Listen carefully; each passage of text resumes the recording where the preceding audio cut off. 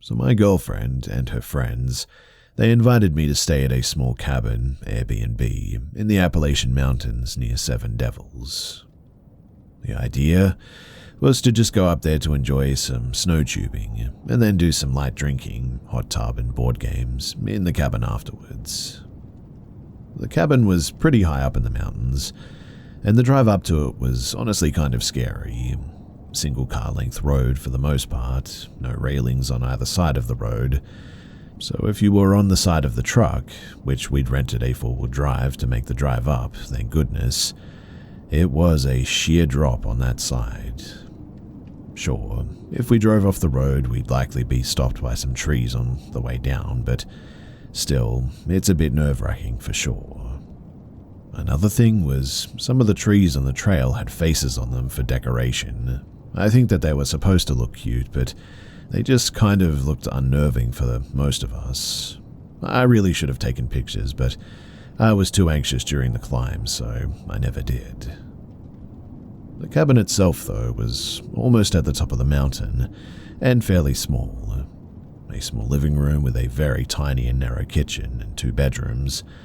Hot tub on the lower porch because the cabin itself was basically on the 2nd floor, so you had to go up to a stairway to get into it.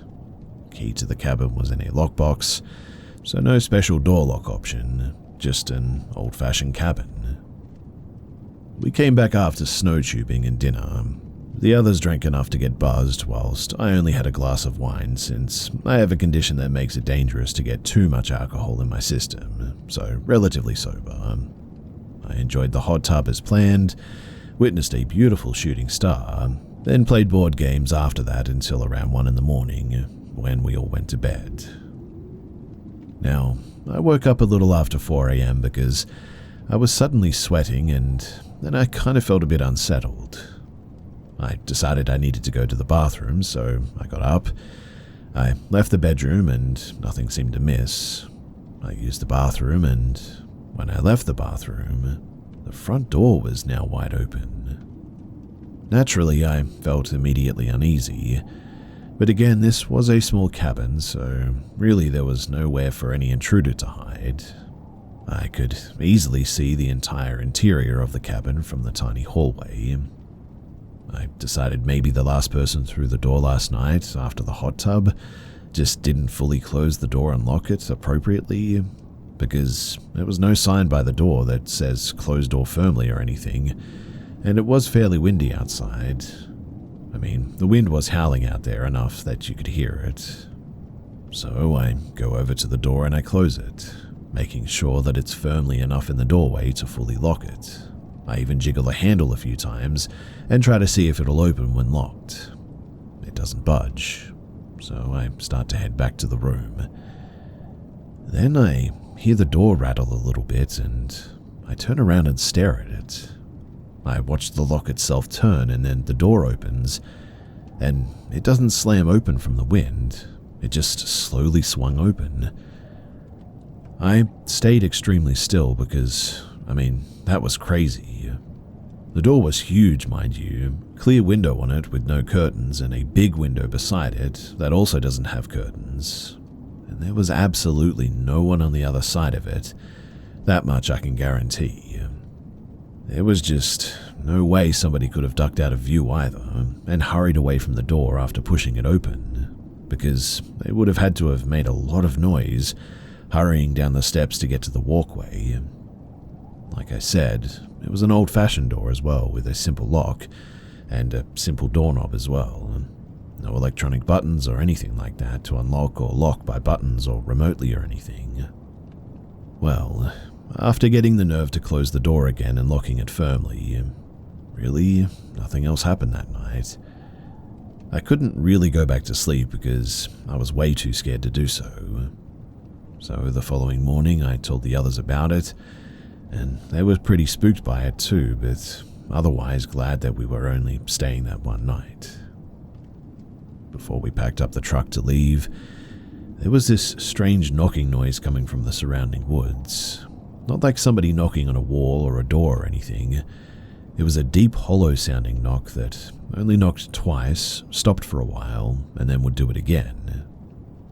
maybe it was just the trees knocking together. But after what happened early in the morning like that, it was definitely a little bit unsettling.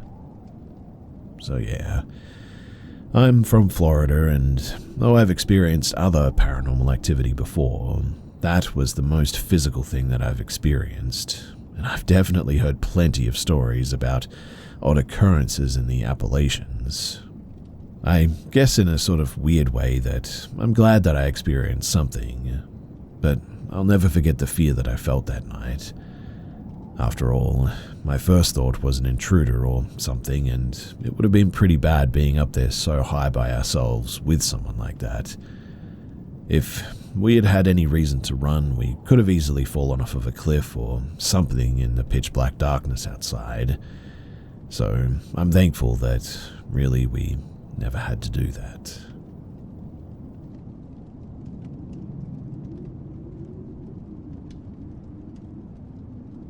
In Northern California, my family lived in an old house from the 60s. It was worn and squeaky, but livable. A charming house, really. We lived in this house for a few years, and my experience in this house was when I was also young, maybe about 13 or 14. And many of these instances had convinced me thoroughly that this place was haunted. So when we first moved in, there were many drafts, cold spots, and some strange sounds through the house, but nothing came close to the pictures that I'd gotten of the entity in the home. Leading up to the photos being taken, my family had started seeing orbs, shadow figures, etc., that were generally non-applicable to a haunting in their eyes, but I was freaked out more and more as time went on. Now, one day, I was sitting on my parents' bed reading an old magazine when I heard a very clear hi right next to my ear. I left the room so fast it was unreal.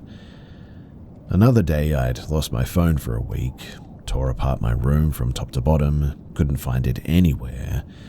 A week passed and I found it sitting neatly on a box in my closet. Okay, I must have looked past it, right? Whatever. Around this time, I was known for making little recordings of my child self singing and making atrocious noises because I was a weird kid. The thing is that I always named those recordings, always.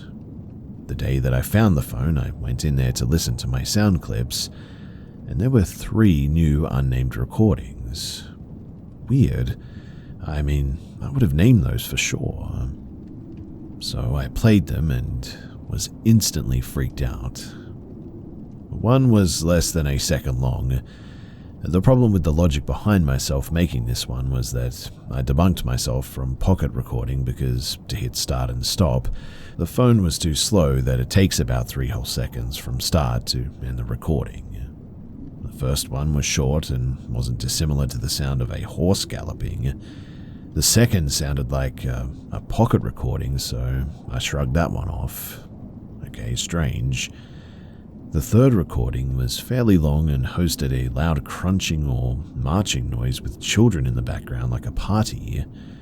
I hadn't been to any parties, nor was I in school for the spring break, but you can clearly hear an adult male voice say the word name Fallon, but the rest is muffled. Okay, cool, whatever, I forget about it. But a week or 2 later, my phone disappeared once again. I searched and searched my closet for days to no avail, only to find it a week later in the exact spot that it was last time. This time, I instantly directed it to the sound clips and, to my surprise, found 3 more recordings. 2 short ones and 1 long one. The first 2 were just static noise, but the third one brings chills to my arms every time that I listen or think about it. It was a very little girl singing into the phone like I would have, but I definitely did not sing that. It was hard to make out, but it was something about going to the edge, then something else I couldn't quite make out, and then it just ends. Don't get me wrong, I know it's heaps unlikely that there's a ghost who can record themselves singing into a phone, but I have no idea where these came from. I'm the youngest in my family, and nobody could tell me where those came from either. Nobody would play a prank like that, and my young cousin, pictured in the picture that you're about to see, didn't have any knowledge of how to navigate a phone yet. Sometime later, I was woken up really late at night one time for some reason. I've had terrible insomnia problems my whole life, but I could hear my dad in the kitchen. He must be coming home from work, I thought, checking the alarm clock. But it was 3 in the morning, and there was no way that he was home that late. Then I remembered, no, he didn't work today. Heavy bootsteps started walking from the kitchen towards the hallway. It walked from the laminated floor into the kitchen to the carpet, just down the hall, and eventually stopped in front of my sister's room. And I was awake for a few hours afterwards, not hearing anything else for the rest of the night, scared out of my mind, for sure. So, now to the pictures. I was babysitting my younger cousin by myself one day for a few hours. We were coloring and playing with Play-Doh.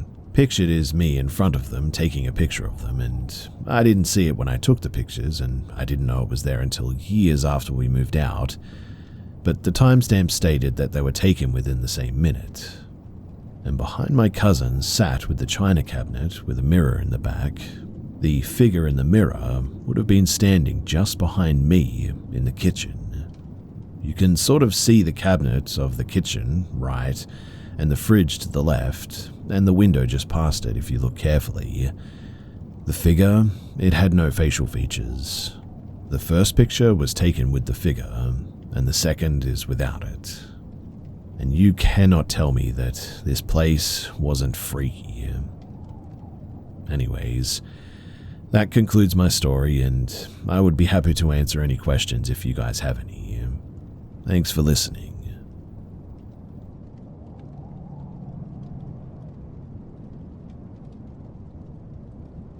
Early on in my relationship, I'm 24 and female, I frequently spent the night at my boyfriend's, 23 and male, his condo. He lived alone on the bottom floor. His neighbor above him was kind and usually a quiet guy. I rarely noticed noises coming from above. For context, almost the entire condo was hardwood flooring, with the only carpet being in the family room.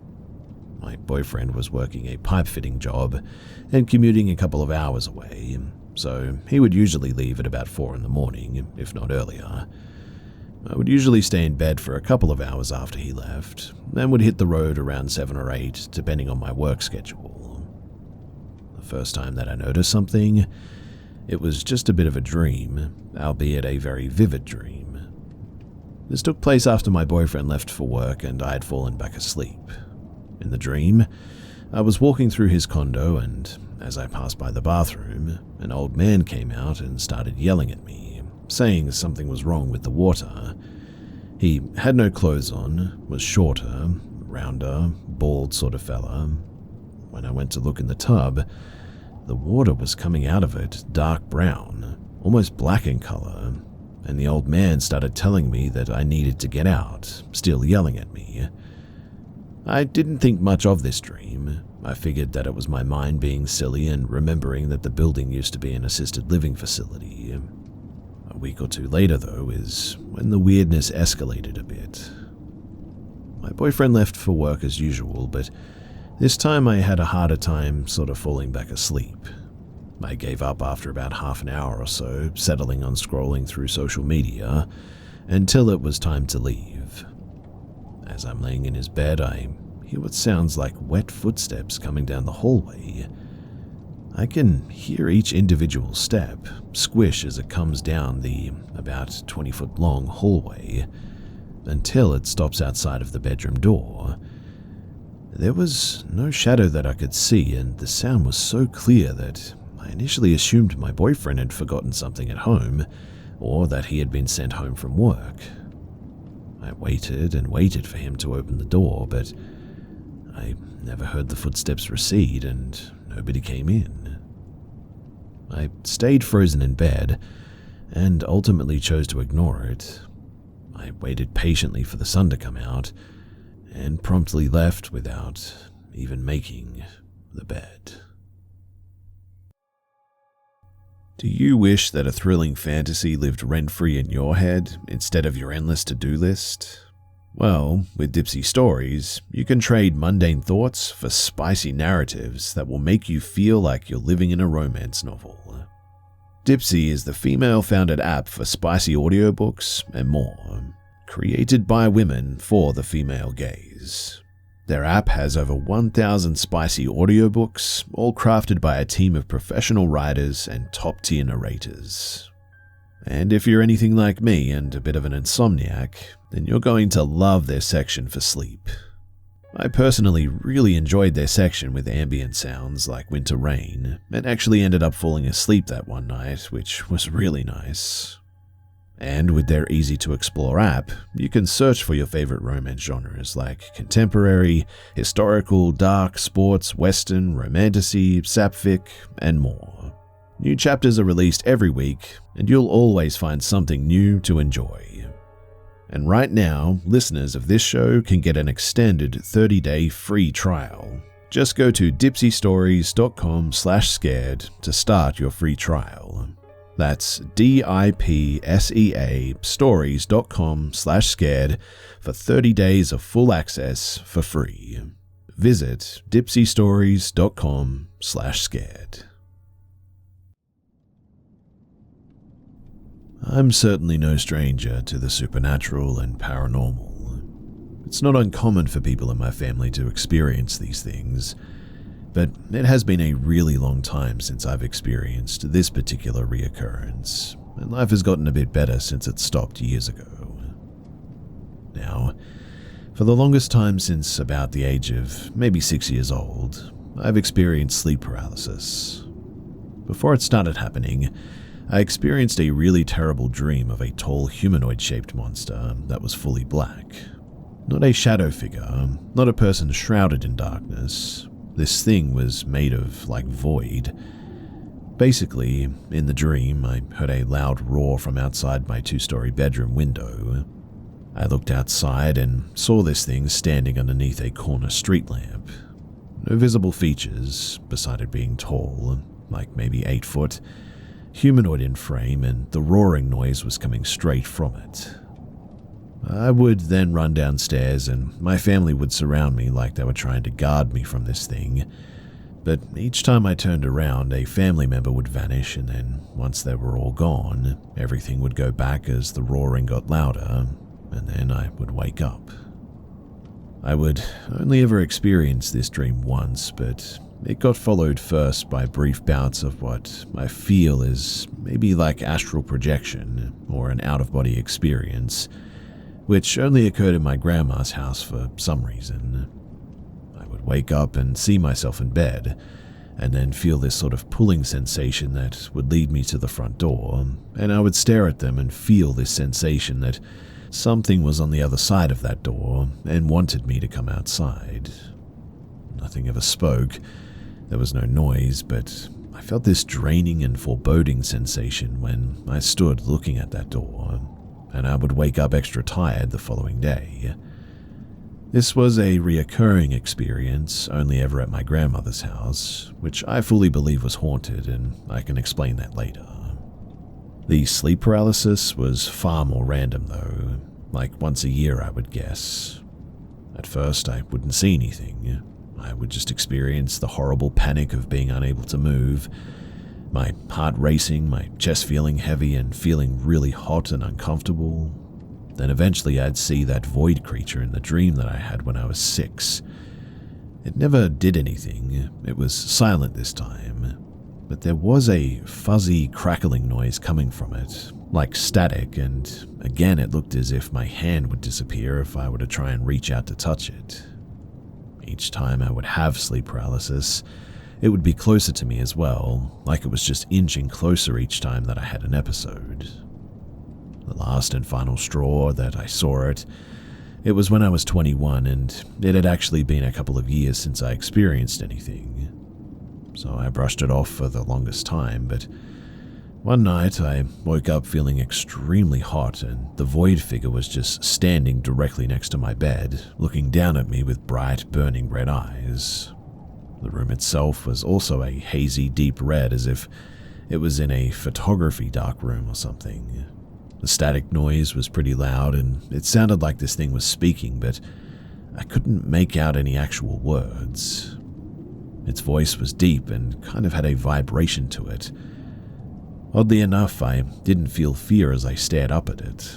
I just stared at it for what felt like maybe a minute, and then I closed my eyes and went back to sleep, almost as if I just couldn't be bothered with it. I didn't even remember it as well until midday the following day, and that was when I actually was scared.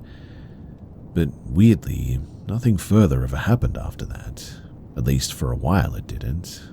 No sleep paralysis, no void figure in dreams, nothing. It just stopped. It wasn't until I was about 30-something as well that something happened that shaked me up pretty badly. I was married at the time and my husband worked overnight, so I'd be at home by myself and sleeping. I need some kind of white noise in order to sleep, and that usually comes in the form of a fan being on. I woke up because the fan turned off. It isn't actually uncommon for the power to go out randomly in our area for an hour or so in the middle of the night, so I merely sat up in bed for a moment out of confusion. For a split second, though, I thought that I heard what sounded like a quiet growl under my bed. I didn't have any pets at the time. I brushed it off because it was so quiet, and I figured that I must still be out of it from sleep or whatever. But I got up with the intention to go to the kitchen to see if the oven light was blinking, because that usually indicated that the power simply just went out and was now back on.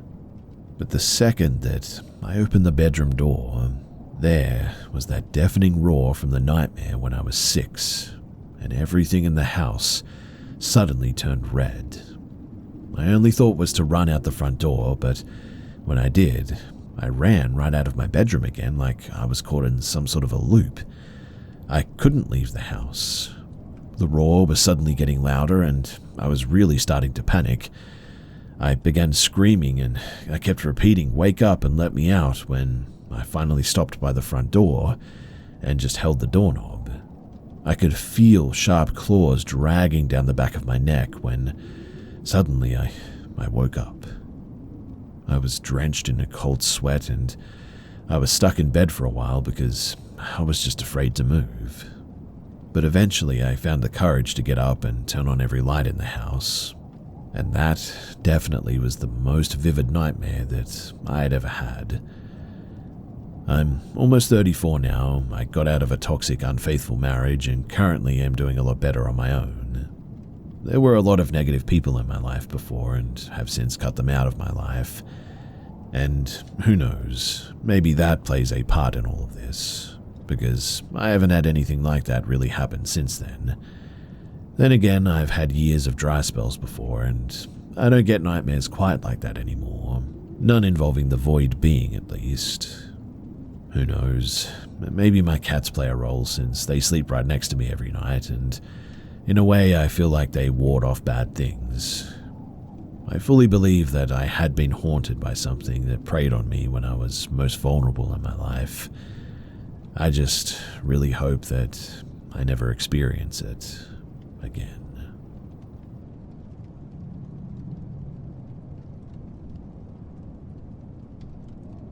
My childhood home, I lived there from maybe ages 4 to 14, always had a somewhat thick negative energy to it.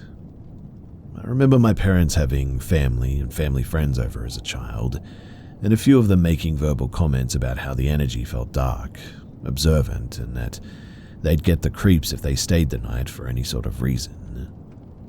In my experience, as I aged through the elementary school period, the parts of the house that felt the darkest and most ominous were basically the whole upstairs, the game room, my bedroom, and the bathroom, and downstairs, and it was the laundry room that felt particularly dark. In general, the other parts of the house felt okay enough, but as a child I experienced significant fear around sleeping in my bedroom alone or at all, even if my mum accompanied me to my bed. Even during the day, if I was playing with my toys, I'd eventually get the creeps, and it felt like something was just lurking, observing me, slowly making its way. most of the time after some time playing in there. That creeping feeling that would make the hair on my arms stand up, and I'd look around my room. My eyes would always lock onto my closet door and stare at it in fear.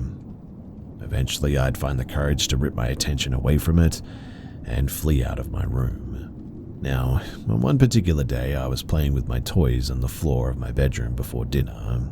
I was excited about the toys that I was playing with because I had just gotten them for my birthday. No one else was upstairs but me, and I get called downstairs for dinner. I go down and I eat, and after dinner I come back up pretty quickly as I was excited to resume playing with my new toys. I walk into my room and I freeze, as my toys were in completely different positions and locations than where I'd left them. Action figures that I previously had sitting were now stood up straight and feet away from where it was sitting before. Toys that were on a piece of toy furniture were now taken off of the furniture, etc. In fact, almost every toy was moved. I was about 6 or 7 at that time, and I really could not understand it. In my rational brain, I asked my sister, who is 2.5 years older than me, if she went into my room, and she said no. And I just couldn't wrap my head around it. For years, every night, I would sleep in my parents' bed. That was the usual, really. I adamantly would not sleep in my bedroom. It was more than a childlike defiance as well. I was petrified to sleep in there. So much so that I had an unfortunate bedwetting issue well into 2nd or 3rd grade. And one night, my mum was able to get me to lay there at night alone. I had full body shakes from fear, and I remember so vividly not being able to sleep at all, and getting so scared that I hid myself under my blankets, where I hid awake for what felt like at least 2 hours or so. I remember how badly I was sweating, getting so hot from being tucked under my blanket. My shirt and pants were wet with sweat, and under the blanket, I felt like there was something looming over top of me outside, like the vastness of the dark in my room housed an energy that I could not look in the face, like the dark corners were swirling with an energy waiting for me to come out from the covers. Eventually, it was so hot under there that I just had to come out. Otherwise, I would have started to have trouble breathing, more than I already was. So I whipped the covers off of me, felt the colder flow of the air grace my skin, and immediately darted my eyes all over my room to analyze. I started sobbing, bawling in fear. I feared my closet, that was cracked with light on as a nightlight. I felt exposed and vulnerable to the veil which was thin in my bedroom. I remember getting up quick, running out of my room, closing the door as an energy shut off, and sitting in the hallway hugging myself, just crying. Now, as I got older, I was able to handle sleeping in my room a little better. It was in the 4th grade, about 9 years old, when I was able to kind of sleep in there, and on one of the first nights that I slept in there alone in the 4th grade, I fell asleep in my bed but woke up on one of our living room couches, which faced the laundry room. When I awoke, it was about 4 in the morning. It was dark in the living room, only some moonlight coming in from our tall windows which faced our dark backyard. I was laying on my side. My field of vision in front of me included the living room, which flowed into the dining room, and the laundry room as well. Initially, I was incredibly confused why I was on the couch. I didn't feel tired about waking, but I just felt awake, and as my eyes adjusted on the darkness of the laundry room, I realized that I was being watched. I will never forget the face of the entity standing there looking at me with an unwavering, sinister gaze. Again, in my rational brain, I tried to imagine what could have been in the laundry room that could have just looked like some seemingly demonic entity. I couldn't think of anything that was in there that could have caused that illusion. In there was just the washer and the dryer and the cabinets on the wall, really. Nothing else. No clothes or towels, no posters or artwork. Nothing. but I stared into the darkness of the laundry room that, as my eyes further adjusted, seemed to illuminate this creature. More pale white skin, big circular black darkness around the eyes which peered upwards at me from a downward pointed chin, hair that was long, black and stringy. Its pale white fabric skin seemed to disappear vertically into the darkness, and I instantly felt frozen in fear. It wasn't moving, not even an inch. It didn't move a single muscle. I must have been breathing half of what you normally breathe in a minute, as I didn't move, or more that I didn't even need to move. I was hardly blinking, and I definitely wasn't going to go back to sleep. For some, I know that this sounds a lot like sleep paralysis, but I know for a fact that this was not that, because I was 100% not moving on purpose. I was not trying to move, and I couldn't. I was deathly afraid, and would not allow myself to bring any attention my way from this thing. I stared at it until the sun came up, and my parents' alarms started going off to get us ready for school. When the sun rose, I remember how stiffly I moved when I stood up. I kept my body back pressed on the wall next to the couch as I made the corner into my parents' room, never turning my back towards the laundry room in this face. Minutes later, when my parents were up and I needed to get ready for school, I ascended the stairs to my room and I found my bedroom blanket strewn down the stairs vertically, which would symbolize it falling off of my body as I maybe slept-walked out of bed and down the stairs earlier, leading me to waking up on the couch. I don't remember what ensued following that, though. All I know is that around the same time frame, I had another sleepwalking episode where I wound up on the couch after falling asleep on my bed. This time, when I woke up on the couch, I also had articles of clothing taken off of me that would put places that would not have fallen onto naturally. The places that I found them almost appeared purposeful. Before or after these two sleepwalking events, though, I have never slept-walked otherwise. I started experiencing other things too. In my room during the day and at night, toys in my closet would start making a sound out of nowhere. I wasn't as scared as I used to be when I was younger, so I was able to handle these happenings and feelings of fear better. They never diminished the dark feeling in the corners, though. But one night, I generally was having a hard time falling asleep. So I laid awake in the quiet of the night, everybody else asleep. I was staring at the little sliver of hallway ceiling that I was able to see from inside of my room, which was slightly illuminated due to a nightlight or something from far away in the bathroom.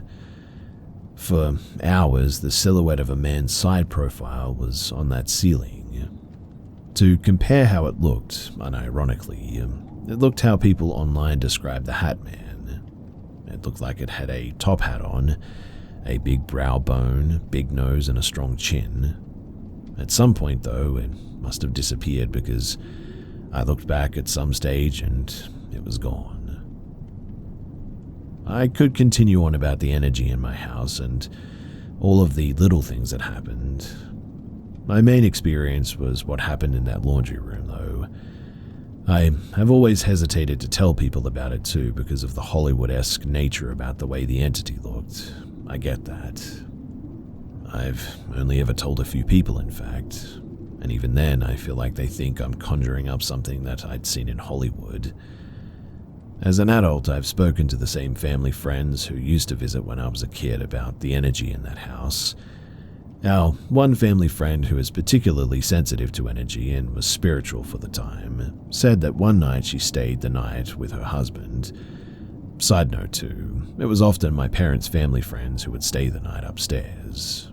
But my parents were not shy partiers or anything, so often our family friends were too drunk to drive home and they'd stay the night. And if needed, my parents would offer my bed. These family friends have always been safe and trusted adults in my life. Shared with strangers here, I know that this could sound a bit strange that my parents just let their drunk friends have my bed. However, this particular family friend was like an aunt to me, and I don't recall being at home this night when she slept in my bed. Anyway, she told me at some stage in my adult life that this night she slept in my bed, which she never had before. She said that she woke up many times in the night to feeling my bed shaking erratically. Not super strong shaking, but enough of an erratic movement that the entire bed frame woke her up many times in the night. Now, as an adult, I don't think too much about all of what I'd experienced. I remember in middle school when I first watched the first Insidious movie, connecting really deeply to that movie. I resonated a lot with Dalton, as he seemed to be the target of what was going on and having these confusing things happen to him. I definitely feel that I experienced more in that house than my sister or my parents ever did. I felt exposed constantly in that house to, well, whatever it was that was there.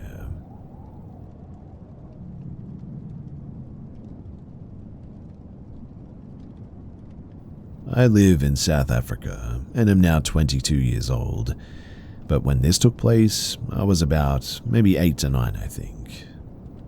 My family and I had gone camping in a popular dam for what was meant to be 2 nights. It was my mother, my older sister, and myself pitched up in a tent.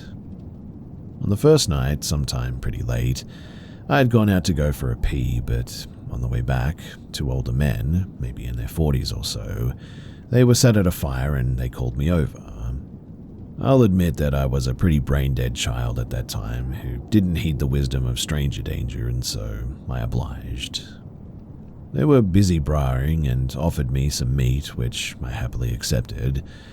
We started chatting about stuff, and in hindsight it was mostly them just giving the usual small talk conversation points, but after a few minutes I remember I started to feel extremely dizzy. It was like the world was spinning, but everything was going in slow motion, if that makes any sense. Now, using drugs quite regularly, I definitely think that I was high under some sort of influence of some sorts. My memory becomes a little fuzzy at that point, but I remember them offering me to take me for a ride in their car to show me something at that point. A little late, I know, but I realized something was up and I started to cry, and I tried making my way back to my tent, but these guys just kept insisting. I must have made a decent amount of noise, though, as another camper came up and began asking them what was going on. They told her something about trying to help me back to my family or what have you.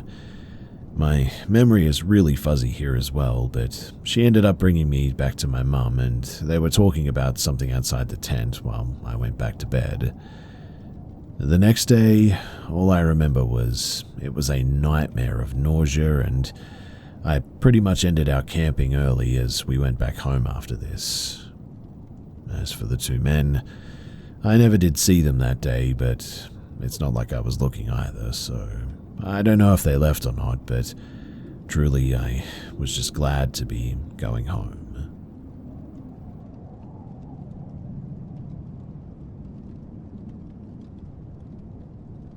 When I graduated college, I was about 24 years old. I really wanted to get out on my own and try living alone at that age. I mean, bit of a late bloomer, I know, but luckily for me, my grandma had asked me to move in to an assisted living center about a year prior. I had asked my parents if I could live there. They talked it over with my grandma, and she agreed that it would be nice to have someone there after a year of it sitting empty. This was in a kind of up-and-coming area, but still, it had its rough spots for sure. Regardless, I was really excited until, well, I got there to do a walkthrough to see how I was going to set up my things. The house was a shotgun-style sort of home with a cellar that could only be accessed from the outside. While I was walking through the house, I swore that I was hearing noises, though. Finally, I realized that they were coming from the basement. So I called the police, and they came out and escorted out 6 people from the cellar. They were apparently squatters that had been living there, and after they left, I went down there to find, well, all kinds of stuff. The cops took all the drugs and anything else illegal, but it looked like someone had spray painted the walls just all over the place. It was just a concrete cellar where the water heater and the HVAC were, so I wouldn't have really cared, except it seemed to be kind of, well, satanic, I guess is the best word. I don't know anything about that stuff, but there was a couple of pentagrams and a chalk circle on the floor. The cops didn't really have anything to say about it. They didn't know either. So I poured some water on the floor to wash away the circle, but the walls I just left as they were. Well, fast forward a few months of me living there. Honestly, I had forgotten all about it. I had started dating my future wife, and she was over a lot. We were getting ready for bed one night in the bathroom brushing our teeth, when a knock came from the back door. I ignored it, but it came again. It was 1 a.m, mind you, and this was my back door as well. I mean, someone had to have come into my backyard by opening the fence gate. So I grabbed my gun and went to the door, keeping it out of view, and some guy was standing there on the porch. I opened the interior wooden door, but kept the outside storm door shut and locked. I asked what he was here for since it was so late, and all he said was, "Is Christina here?" I told him that he had the wrong house, and all he said was, "Oh, so you don't want me to leave?" I told him that he better leave and not come back, and he just sort of stood there, staring at me. I'll admit that I was getting very nervous at this point, and so I shut the door. He walked down the steps and just stood in my backyard, staring at the house. And then he tried to open the cellar doors. I had them padlocked and he gave up eventually, but I opened the back window and told him to get out of here before the cops show up, or he gets shot, or maybe both. But again, he just stared, and then finally he left. I didn't sleep that night. Again, though, a couple of months later, my girlfriend told me that the guy came back, just standing in my backyard staring at the house. This time it was in broad daylight, and I called the cops this time, and he tried the cellar doors again but left before they showed up. The next day I went down to the cellar to see if maybe there had been something left behind that he was trying to get to, but I genuinely found nothing. It was just a damp, disgusting cellar with a dirt floor, and I have zero idea why he wanted to be in there. I highly doubt the satanic stuff had anything to do with it, but it certainly just made it a whole lot creepier, I guess. I unfortunately had to move out sometime later as I could no longer afford it. We never saw the guy again, but the whole situation was just really, really weird.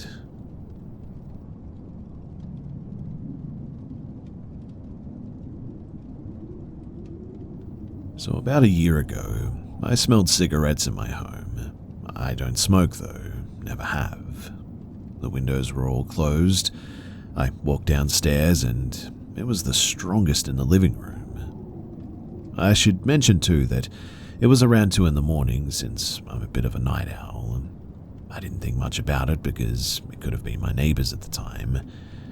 I didn't turn on any lights. I walked into the kitchen and grabbed some cereal. I sat down at the dining room table and I ate my cereal in the dining room. As I scrolled through my phone, I heard a noise in the living room, like somebody moved something heavy across the coffee table. I'm still surprised I didn't wet myself from fear, but I looked up and I saw this silhouette of a tall and bulky man sitting on the couch. I immediately made out the camouflage uniform in the dark, and he looked at me. I looked at him, and we literally just stayed like that for a while. I eventually got up and flipped on the dining room light, which shined into the living room, and he immediately disappeared. I went upstairs feeling like I had actually gone crazy at that moment. Over the course of the next week, same thing. With the strong smell of cigarettes, I'd walk down the stairs and he'd be just there, chilling on the couch in the complete dark. As the next month went on as well, things kept getting weird. Things started moving a literal tiny inch from where they should have been, but only ever in the living room. I never had any experiences with him during broad daylight, Until I was in my kitchen doing dishes that afternoon. I had headphones on like usual as I did the dishes, and I suddenly felt someone press right up against my back. And I don't mean like somebody grazed me by accident. I mean that they literally stood right up against my back. Being a female who lives with no men, I literally whipped around so fast that I almost broke my own neck. But there was nothing. The kitchen was empty. Small things like that kept happening at random times. When I was sitting watching some YouTube videos, when I was doing my makeup, even when I was lying in bed. It was nothing severe, just small things, like my hair was moved, feeling like somebody pat my shoulder or the top of my head or something. The only thing that I could really come up with is that it was him. He had never caused problems exactly. I feel like he could be causing actual chaos and purposely scaring me, but he seems very laid back and almost sweet, I guess. So I bought him an ashtray. Obviously, he can't use it, probably. I don't know how ghosts work, but I bought a vintage one and I put it on the coffee table in front of the couch. And every time that I would pass that table, it's always moved around. If I'm in a different room downstairs, I even hear it slide around the coffee table sometimes. I guess he seems to like it. That's been my normal for the last several months, in fact. I guess I'm here though because, well, you see, the last 2 weeks I've really been struggling with depression, and I've noticed when I'm upset I always get slammed with that smell of cologne. That same cologne every time as well. I brushed it off the first time, but it just keeps happening, and I'm pretty convinced that it's him being nearby. I've never smelled a cologne like it, and I don't own any cologne at all myself, but anyways, I guess I'm sharing this not to ask for explanations, but just to have this somewhere to say it. Because I'm scared if I told somebody else in my real life that they'd probably think that I'm going crazy.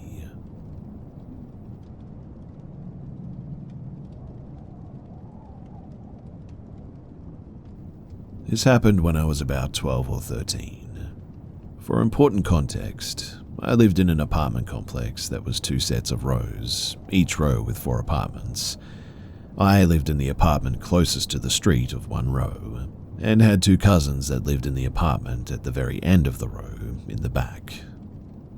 I would hang out with them just about daily. We were very into soccer at the time, and we would walk to the park about 4 or 5 streets away, along with some of the neighborhood kids, and play some soccer there. Now, I say neighborhood kids, but it was a big group of about maybe 15 kids total, and the ages ranged from 10 years old all the way up to 17. One of my 2 cousins was the 17-year-old, which is why my parents allowed me to go without any supervision in the first place. So on this day, like usual, we made our way back to the park. Some of us would walk, some would ride scooters or skateboards. I had my bike that day. We get to the park and we start playing. About halfway through our game, my parents drive by and they call to me from our car. They tell me that they'd be going to the store and to wait at the park for them. Okay, no big deal. I figure that they must want to go somewhere else afterwards, and it's just easier to pick me up from the park than for me to wait back at the house. Of course, this doesn't make sense because it's a 4-street distance, but at the time, to my 12-year-old mind, it was perfectly logical. So we keep playing for about another hour, and then as we get closer to sunset, more and more kids start making their way back to their house. When my cousins wanted to leave, they asked me if I was ready, and I said that my parents told me to wait for them here. So they left and I stayed behind. Eventually, too, it was just me. Honestly, though, that was not really a big deal for me. I'm familiar with the neighborhood, and I have my bike, and the energy of a 12-year-old. So I start riding my bike up and down the street, just sort of killing time. At this point, it hasn't occurred to me that if my parents wanted me to wait for them at the park, they wouldn't want me to wait past sunset. But eventually I get impatient and hungry. But not wanting to get grounded for disobeying my parents, I kept waiting. Except instead of waiting at the park, I crossed the street and was waiting there instead. After a few minutes, a car drove up and stopped next to me. Nothing scary yet because there is a stop sign there, so I don't really pay it much mind. Except when it drove away, I realized that the car looked a bit weird. It was old and boxy, like an 80s car, but what really stood out was that it looked spray-painted grey. What I mean is that it was definitely not real car paint, or done by a professional at least. I don't know if someone who stole a car would be dumb enough to draw that much attention to it, or if the look was intentional, but you could tell that it was just spray-painted all over it. Anyway, it drove away and I kept waiting, annoyed now. Then the car comes back from the other side of the street. I noticed it because it was hard to ignore it at that point, but my survival instincts are still not kicking in. Maybe they were lost or just wanted to turn around without doing a U-turn, and since the park is a big square, going around it and coming back is easy enough to do. A few minutes go by, they drive up again and stop at the stop sign again. This time I'm starting to get a bit nervous, so I look at the car. 2 men are inside, very scruffy looking, unkempt beards, unkempt hair, dirty faces, stains on their shirts. They look at me. They both smile at the same time. They look at each other, smile even bigger, and the creepiest smile that I've ever seen someone do to this day. And then they drove away. Their smile creeped me out so much that I was now on high alert. In particular, I was watching the other side of the park, where they would come from if they went around again like they did the first time. And sure enough, they did. This also means that they were now on the same side of the street as me. So as soon as I saw that car, I jumped on my bike and I rode as fast as I humanly could. I could hear one yelling something, but I honestly don't know what it was. I was too busy riding for my life, and I could hear the car catching up, but I was too scared to even turn around. I somehow made it to my street and ran into the building, but I didn't want them seeing where I lived since my apartment would have been, well, the one visible from the street for the most part. So I went to the back instead, behind my cousin's apartment, and I hid there. My reasoning was if they followed me inside the building, they would see me knocking on their door and get me before anyone answered. Worth noting too that, if it wasn't obvious, this was definitely before cell phones. I waited for what felt like a few hours to my 12-year-old brain, but was probably only 20 minutes or so in hindsight, before I got enough courage to make the short walk down the row of apartments to mine, and I tried the door. It was unlocked, so I went inside and my parents were there, sitting on the couch watching TV. They asked me how our game was, completely nonchalantly, and I instantly questioned them and asked them why they didn't pick me up. They both looked confused. They asked me why they would tell me to wait there instead of home when it's a 4-street distance and I had my bike. Once they said that, it did make a whole lot more sense, but to this day I swear that they told me to wait for them there. They even told me that they were going to leave the door unlocked for me in case I got home before they did. In my excitement of the game, I must have just completely misheard them or something. I simply went to my room after that, never telling them about any of it, because as a dumb kid I knew that if I said something that they wouldn't let me play soccer anymore, and that was clearly more important than my physical well-being at that stage. I never did see those guys or that car ever again. I look back on it now and it doesn't matter how fast I was pedaling my bike. I mean, they were in a car. They should have and could have caught up if they wanted to, so I really don't know what their intentions were, if they were just having a laugh at my expense, if they were trying to scare me, or if they actually had something darker in mind. But I do think back on that day now and then, and get chills every time that I realize just how much different my life would be right now if they had actually caught up to me.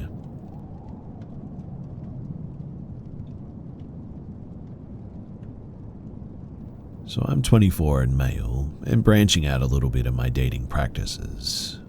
I've got a transgender date under my belt, and honestly it went really well. My second, however, made my intuition scream, get out of there.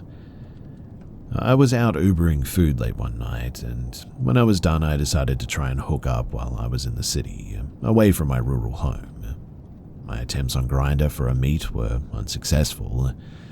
I wasn't quite ready to give up yet, so I went to Tammy and started swiping. First swipe of the day was a lucky one as well, or so I thought. At 4 a.m. I get a few messages that go like this: "Come chill, I'm bored, we can go with the flow and get to know each other.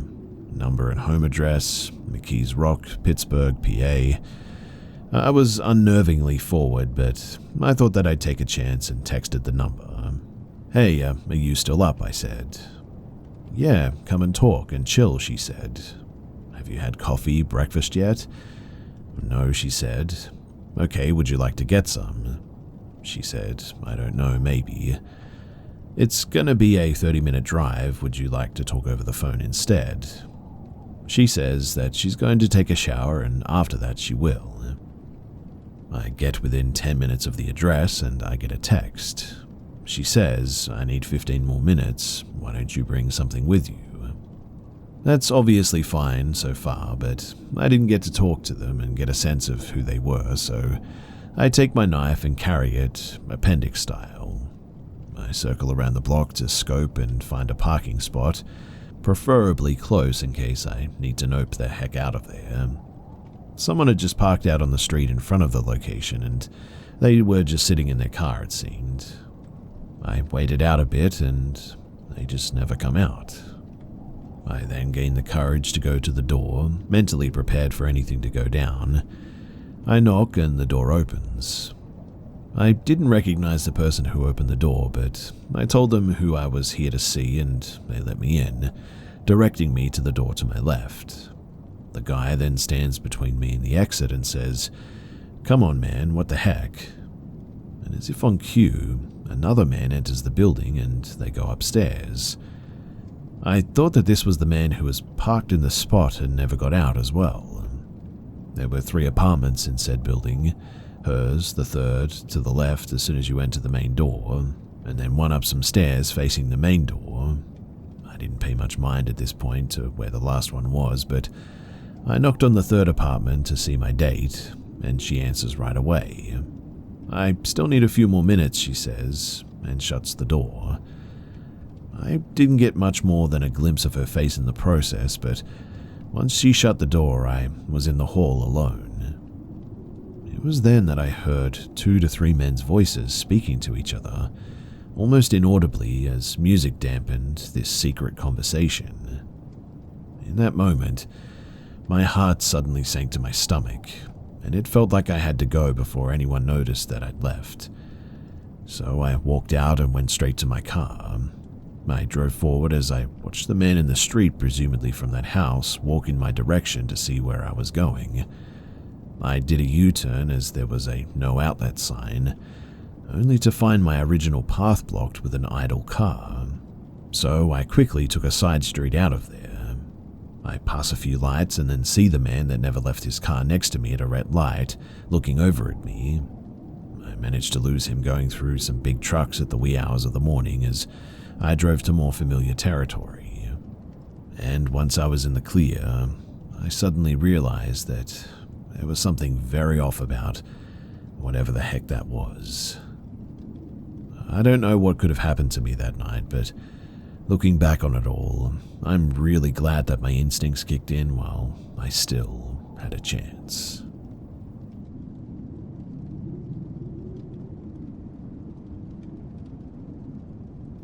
This experience gave my whole family chills, and quite honestly, we're looking for a rational explanation for it. It happened on last Christmas. My grandparents' house is in the middle of the woods. Our whole family has this yearly get-together kind of thing during Christmas, and we were preparing dinner and my aunt was taking a nap at that time when she started screaming, twitching, and woke up in a cold sweat. She started mumbling nonsense about seeing visions of mangled toddlers creepily smiling and walking towards her. We thought that she went crazy until it was about bedtime.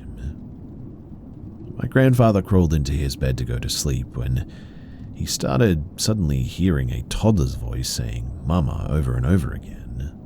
According to him, the voice started to progress and got louder.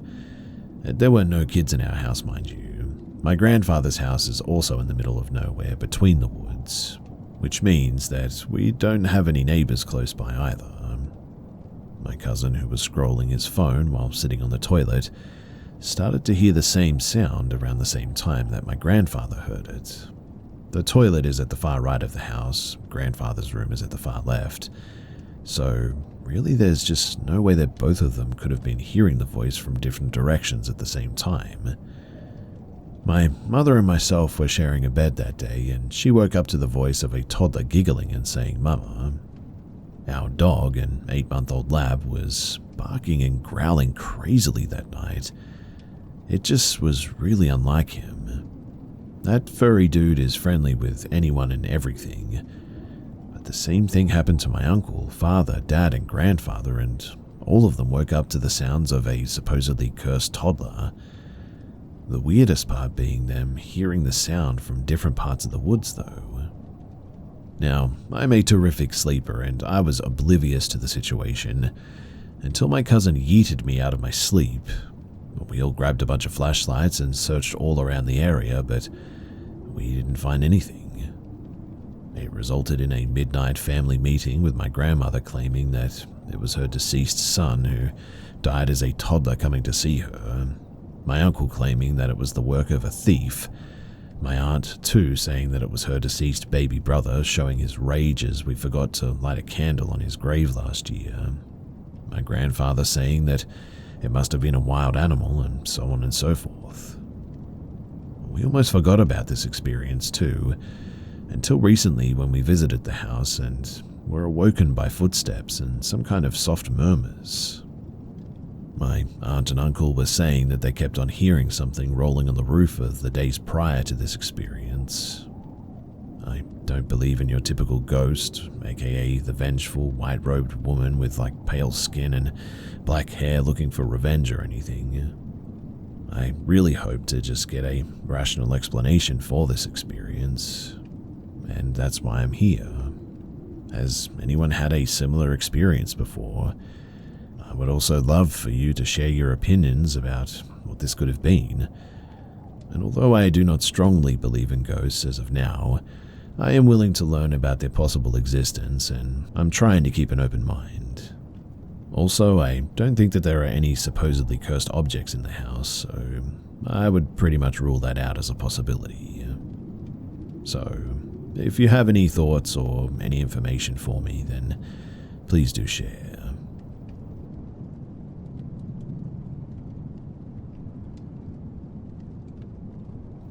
So first of all, I'm not from North America, middle of Europe here actually, so there are no crazy big wild animals and mountain lions who could make weird sounds, or even hillbillies with guns in this story that I experienced during a time at college, but it was definitely still pretty spooky.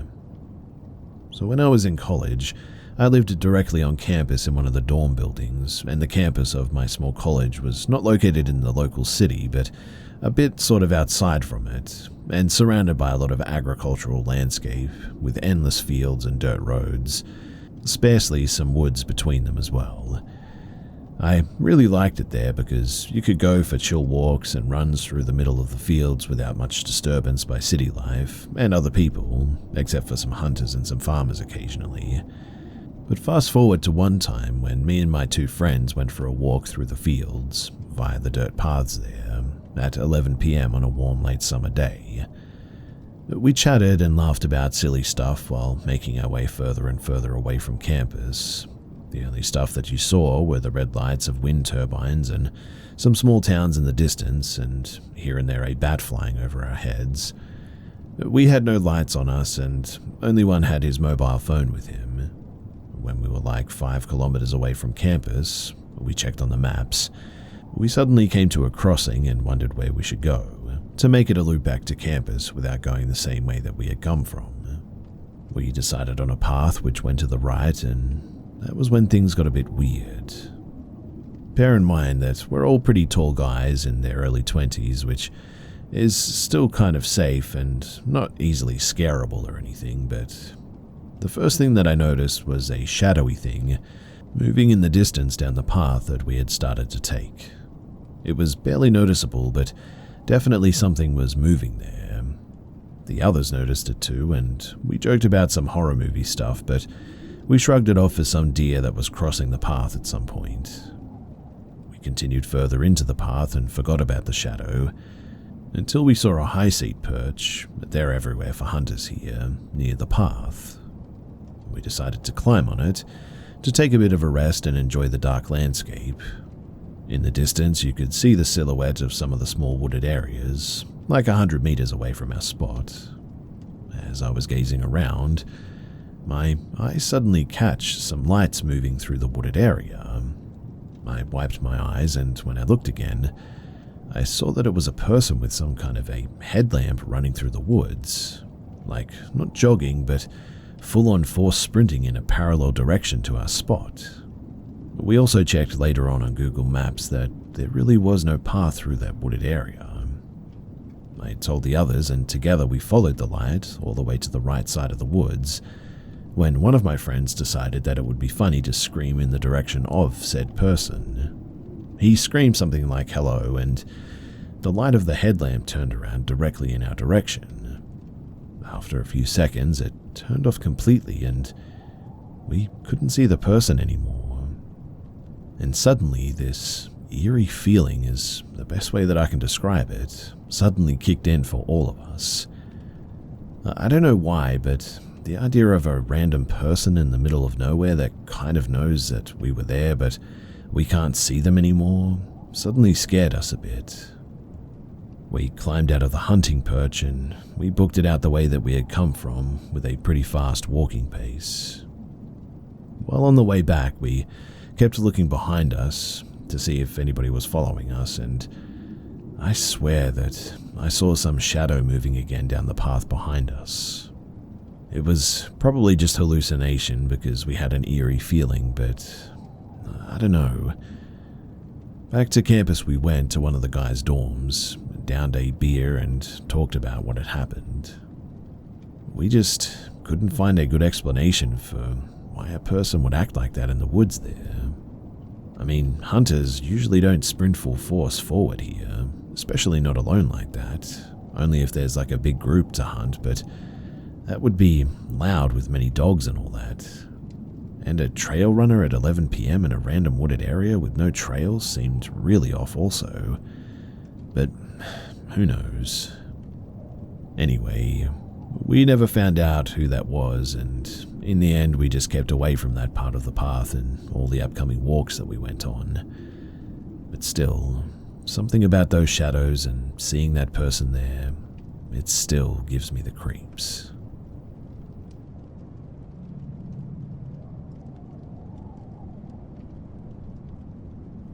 So me and my sister were sitting in the garden at night after we came home from a walk, and I saw a small flash out of the corner of my eye, but I ignored it at first because I wasn't sure if my mind was just playing tricks on me or not. But then she goes, "Hey, did you just see that flash?" I said yes, and we kept talking for a few more minutes, and while I was facing her, I saw another flash out of the corner of my eye. She saw that too, and then we saw a huge star appear. There were no other stars around that night. Then the star disappears and reappears multiple times. After a bunch of times of this, it disappears and then reappears a couple of inches in the sky away. It did this a few times until it had moved halfway across the entire sky, maybe in about 5 seconds. We started freaking out, and I take her phone and try to record it, but the videos weren't that good. I do have them though, and so I have some proof of it. My sister runs inside the house and she comes outside with my mum and my other sister, and my mum isn't that impressed because she can't see it moving. It just looks like a regular star at first. She eventually goes back inside, and then immediately after we see the shooting light come back. But this time, there were many of them. But they seemed almost high-tech, and they formed formations that didn't seem to make any sense. We call our mother back outside, and this time she can definitely see them. We stand and watch them for at least 10 minutes, and my mother can clearly see them, so she starts praying and my sister is freaking out. My other sister didn't come out again. She didn't believe us because the first time she came out she didn't see anything. My mother and sister start freaking out and they went inside. I wanted to stay and watch though, but I was sort of scared to be alone outside after seeing that. My sister starts texting her friends, but they don't believe her, so she asks me if we can go back outside so she can try and get a good picture of it. So we go outside and we spend like another 10 minutes recording, but all the videos were pretty bad because it was nighttime. This time we stand and watch in silence though. We even saw a few things that looked like small planes maybe, which would disappear after a few seconds. I watched a small light slowly glide across the sky, and then it would disappear and reappear somewhere else. Similar to the first UFOs that we saw, but this one was far more away. It was really weird to watch because I think I was literally witnessing some sort of like teleportation. It's been 4 hours and I'm still trying to process all this. Also, when they disappeared, they'd sort of shrink and blink or shine similarly to in cartoons when characters would throw something into space. If anyone knows what I'm talking about, then do comment below because I'm not sure of the word for it, but that's what it was like. Then we see multiple lights move at the same speed, and they were making a large square formation. Then I make a joke and said, what if it's one big mothership? And that makes my sister freak out and she runs inside. Now my family is really scared, and my sister even asked me to stay in her room until our dad came home from work. And look, I don't even know if I've even explained the story properly, but this is the weirdest situation of my life, and there's no way that it can be mistaken for anything naturally occurring. That much is clear. A couple of weeks ago too, now that I remembered this, my mum did call my name and shout, "What is that? Look out your window." But by the time that I got into the window, it was gone. I went to ask her what she saw, and she said that it was small and black and flying across the sky at super high speeds. I wasn't really sure what she was talking about, until, obviously, I saw it for myself today. But she saw it during the day. We saw it at night, and she claims that the flying lights that we saw today look like what she saw, but she saw a black thing while we saw lights.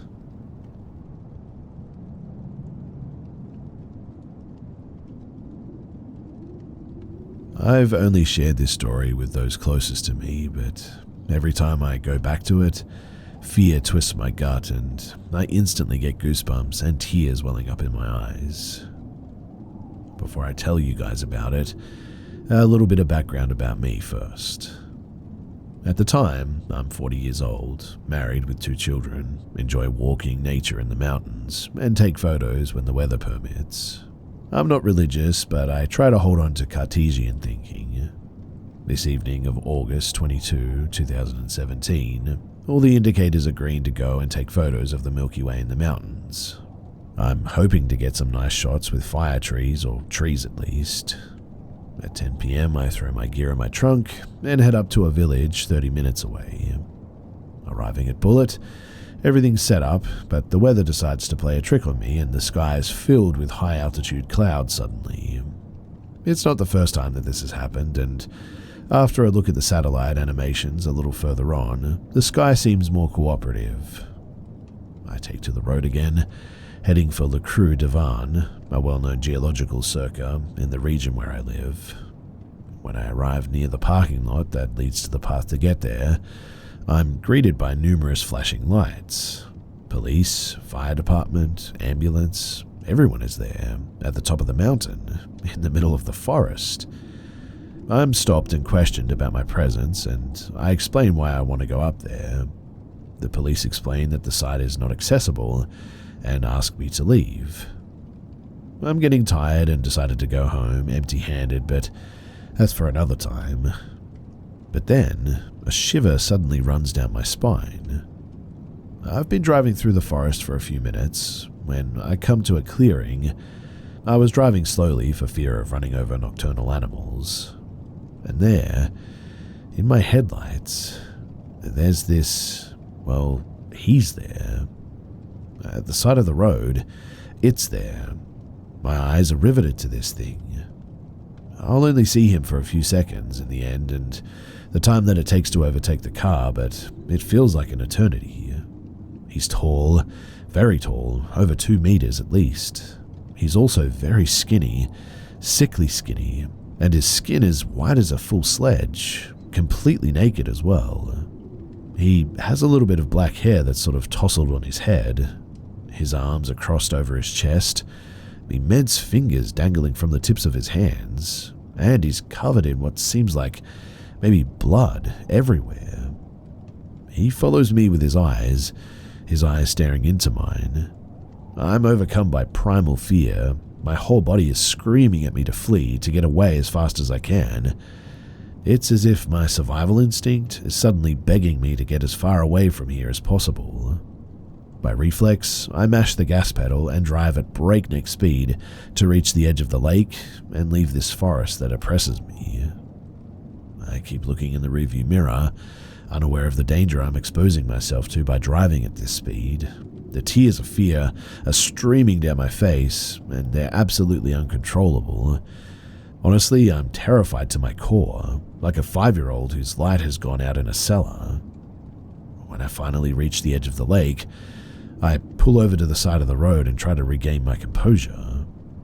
Clinging to reality and the rationality that has always built my life like a lifeline, I feel like I'm suddenly going mad. I'm thinking that maybe somebody has had a car accident and was in distress and I didn't stop to help or something. I hate myself for having reacted so badly if that's the case, for having been overwhelmed by unreasonable fear. So I call the police, still breathing hard. I tell them who I am, that I haven't been drinking or taking drugs, and that they'll probably think that I'm crazy, but no, they're benevolent and listen to me all the way. I finally get home and my fear explodes in my belly, this look never leaving me and piercing me again. I tell him what happened to me and I start crying again. 2 hours later, at 3 a.m, the police, they ring my doorbell. There are 3 of them, and they're obviously taking this very seriously. They ask me for more details about the time and the place. Luckily, I know the place perfectly well and give them the GPS coordinates of what happened. The next day, the crude van, where I was heading, made the headlines in the local papers. Apparently, 2 people had died there in the middle of the night in a microlight accident. With no news from the police after several days, I contacted them and also learned that a carcass had also been found several kilometers away with no one at the wheel, but that I had done the right thing by not stopping. I'm 47 years old now, and I've been back to that place many times, day and night, because it's a place that I really love. I've always found it hard to believe in the supernatural, even though I'm convinced that many things go beyond our understanding of the world and shatter our certainties. But this one thing, this one event, it always has me questioning, well, everything.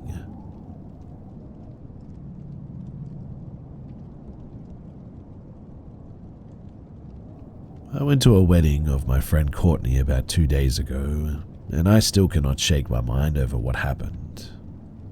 For context, I grew up in a very religious household and went to a church every Sunday, and Courtney is probably the only person from my old church that I still keep in contact with. The situation started at the reception. Courtney was super excited to see me, and was definitely the only person who felt that way, judging from all the stares from the people at my old church. I sat down at my table and started playing something on my phone when some guy sat next to me. He said that the seating chart said that he was supposed to sit at my table, and introduced himself as the groom's friend, Anthony. He was pretty cute, so I spent a lot of time talking to him and we really hit it off. He didn't seem to judge me for being an atheist and seemed genuinely interested in me. When the dance started, they started playing Brown Eyed Girl and he offered to dance with me. We danced together for most of the night, until he left to go to the bathroom, and a little later I did too. When I came out, I saw that my purse wasn't on the table, which was weird because I swore that I left it on there.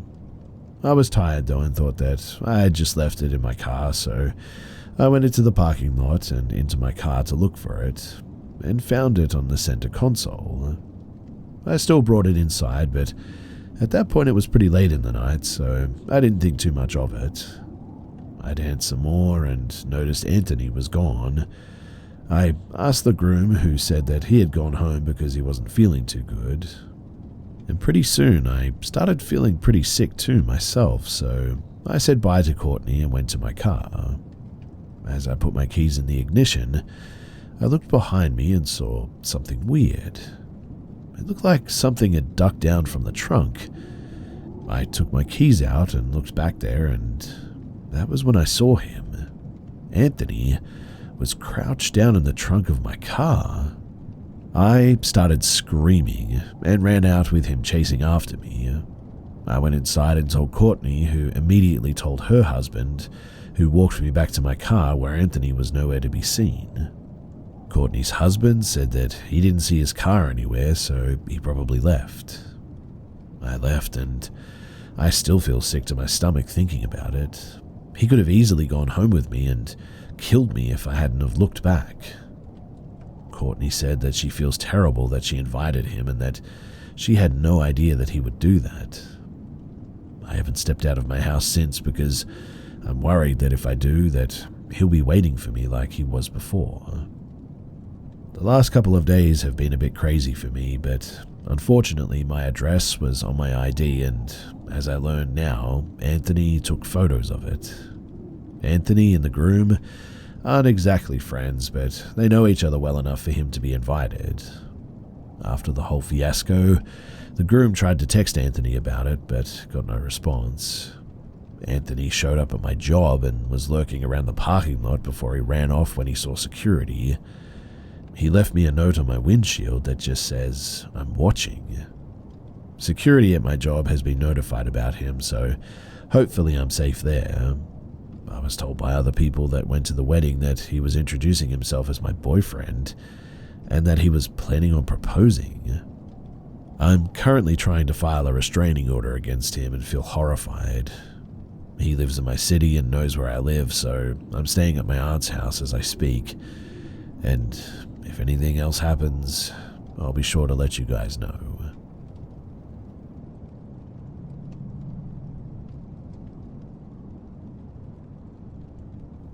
So last night was the first night in, well, a long time that I'd been alone overnight, as my boyfriend went to visit his mother for the weekend. I was talking on the phone when suddenly my call seemed to have been hijacked, and a raspy female whisper with a kind of static sound began to speak in words that I didn't understand, and I quickly got the feeling that I needed to end the call, which I did almost immediately. A short time later, I hear a soft tapping, almost like someone lightly packing cigarettes, right outside of my door, and I have no idea what it was. It went on sort of rhythmically for a couple of minutes, then stopped. Obviously, I was pretty spooked by this, but went to sleep a while later without further incident.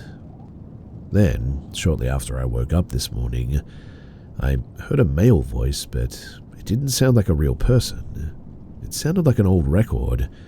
It was very high staticky, and I couldn't understand some things it said, but it did keep repeating like hey and hi right outside of my door. Neither of these occurrences are particularly worrying, but altogether it gives me the creeps. I'm wondering too if anybody else has experienced anything that you can't see but can hear like this, and that instant feeling that whatever it is, you shouldn't acknowledge it, and that it isn't good.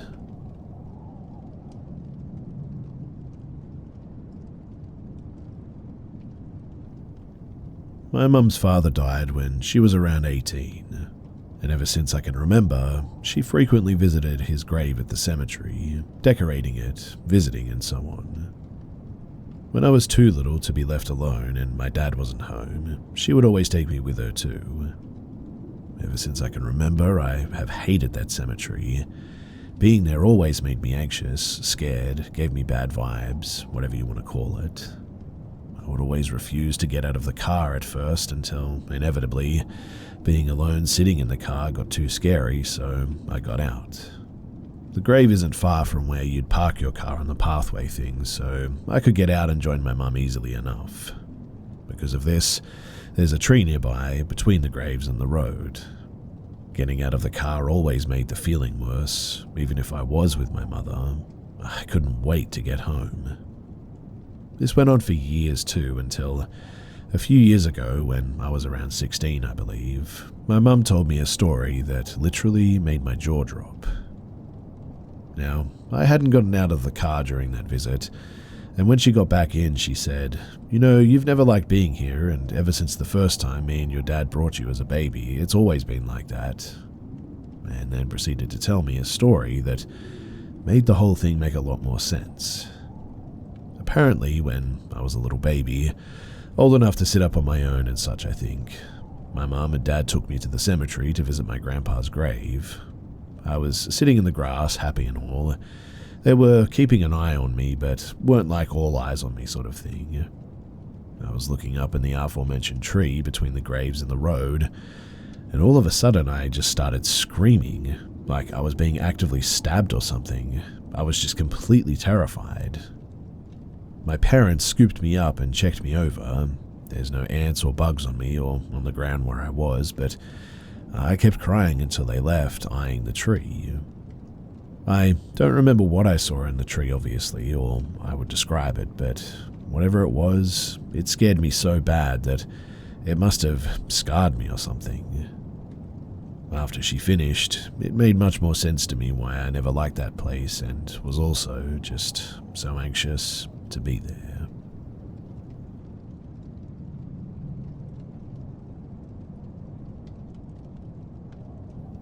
I just got back from a mini vacation with my wife in Pigeon Forge, Tennessee. The cabin was in a populated area, but hidden from the road on top of a hill. My first impression was that it was a little bit eerie, but I brushed it off and assumed that it was just because of the horror movies that I'd recently watched. The energy inside felt a little bit heavy, but nothing that I couldn't handle. I'm very sensitive when it comes to paranormal energies, and I've lived and worked in haunted places all of my life. This cabin was different though. The dark energy was overwhelming, and I didn't sleep until daylight for the 3 nights that we were there. In the end, I had to sit in the living room where I saw shadows and the cord on the wall-mounted phone swing and suddenly start and stop again. There were banging noises and also the sounds of someone walking through the hallways.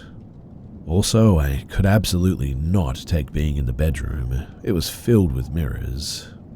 My wife would wake up every morning at around 3 a.m. and be unable to fall back to sleep. The 3rd night, I couldn't take it anymore. The dark feelings almost had me in tears and an anxiety attack. So we left the next evening, taking a loss on our last night booked at the cabin. I just hope that whatever it is, that it didn't follow me home.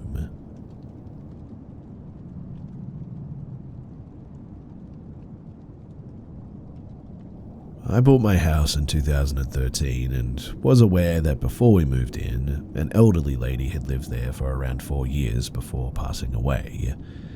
But we never learned if the woman passed away in the house, but I was not worried about it at the time. This is just for some context, as I'm not actually sure to this day that anyone actually died in the house. Anyway, in June of 2013, one night before we moved the furniture to the new house, My wife and our 2 toddlers were painting, and it was getting pretty late. My wife decided that she would take the kids and head to my parents' house for the night. While I was painting alone in the master bedroom, I heard the toilet seat slam down violently in the guest bathroom on the other side of the wall where I was painting. I mustered my courage up and walked around the corner down the hallway, stepped into the bathroom and turned the light on, only to find that the toilet seat was up. The second thing that happened was in December of 2013. I remember this because it was around Christmas time and we had just finished loading up the car to head out to Florida from Texas. I had just gotten into the car that was parked in the garage facing the road. My wife was inside, checking that everything in the house was set for our 2-week trip. Shortly after I had sat down and started the car, my wife sat down next to me and shut the door. And almost immediately after my wife sat down, I swear that I saw a figure of a person walk behind the car in my rearview mirror. I looked at my wife and asked if she saw that, and with a cold look of fear on her face, she muttered, "Yeah." I ended up searching the house for 15 minutes because I was convinced that somebody must have been in there, but in the end I found nothing. The last occurrence that happened was actually in 2016. It was late and I was in the office playing Minecraft on my PC. I fell asleep while playing in my chair with my shirt off and woke up to the touch of a hand on my chest from behind me. While still sort of half asleep, I started to open my eyes and felt nails digging into my skin and sort of yelped. I jumped up and went into the living room and flipped the light on and had 3 claw marks on the left side of my chest. Additionally, my wife had just been given 2 Japanese geisha dolls that were set on the mantle over our fireplace, and I got a really eerie feeling upon looking at them as I walked into the living room and threw them away. So this may have been something else, I'm not too sure.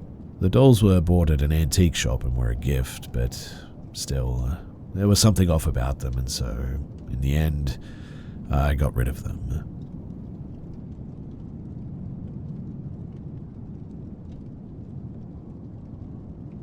This happened when I was 16. I was staying with my best friend at an old plantation house in Inverness, Mississippi. It had a very old shack out back on the property. We had been on the Ouija board earlier, and afterwards I set a video camera on the staircase, aiming at the Ouija board. After watching the recording, we noticed orbs coming out and back into the Ouija board.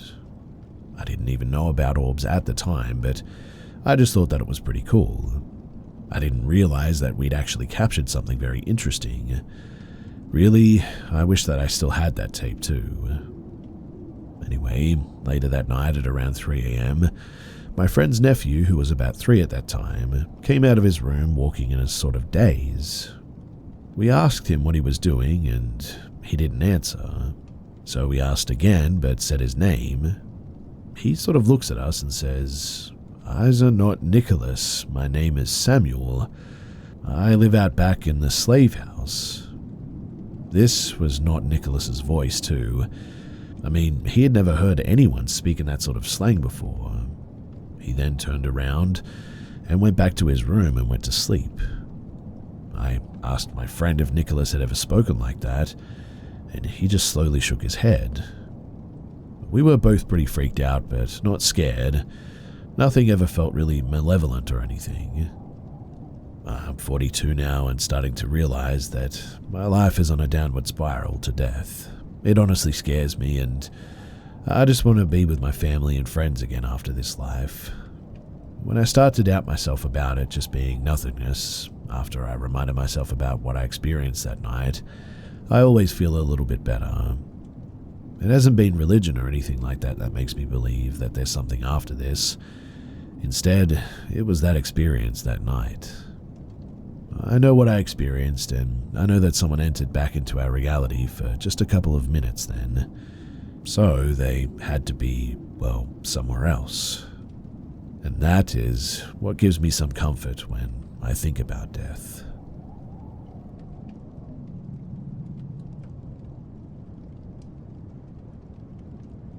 So back in 1995, I was 12 at the time. I finally decided to play the Ouija board with my dad. I should preface that my dad used to do a lot of seances and other occult things like tarot. As a result, he had some pretty unsettling encounters that he told me about, which I might share another time.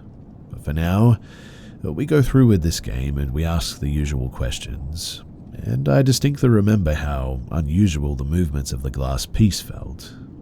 It didn't feel like controlled, natural movements. In any case, later that night we started watching TV, and I kept seeing these little green human-shaped figures pop up in the corner of my eye, and when I tried to look directly at them, as usual, nothing was there. This goes on for about 5 minutes, and my dad starts laughing and says, "You see them too, huh?" I thought that he was trying to scare me, and so instead of telling him what exactly I saw, I said, "See what?" He laughs again and says, "Those little green guys." This comment was honestly one of the scariest things that I have ever experienced to this day, and afterwards, I have never touched a Ouija board again. That last piece of this story involves going outside with him so he could smoke, and our black inside-outside cat hissed at us and the house and jumped off the van and ran off down the neighborhood and didn't come back until late the following afternoon. He also knew that something was seriously wrong, obviously. People say that Ouija is fake, but depending on who is using it, their openness and location, I think, it opens areas that shouldn't be opened. It's been almost 30 years, and that moment still sticks with me, and I never ever considered that game ever again.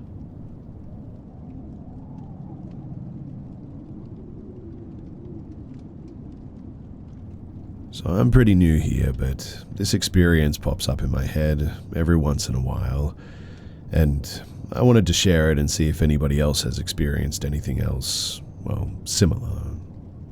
I'm a total skeptic of all things strange, but to this day, this still gives me the chills. A couple of years ago, I was still living at home with my parents. Both of our bedrooms are upstairs.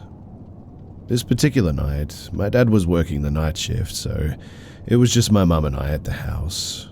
We hung out together that evening and then went our separate ways for the night. She went to her room and I went to mine. Now, my bed is positioned so that my head is as far away from the door as possible, and my feet are as close to the door as possible, so when I sleep, I'm literally facing the door. At around 2 a.m., I woke up lying flat on my back because I felt like someone was staring at me from my left side. I know that it was around 2 a.m. because after this happened, I checked the clock and this event couldn't have lasted longer than maybe a minute. I looked over, and clear as day, there was my mum standing there.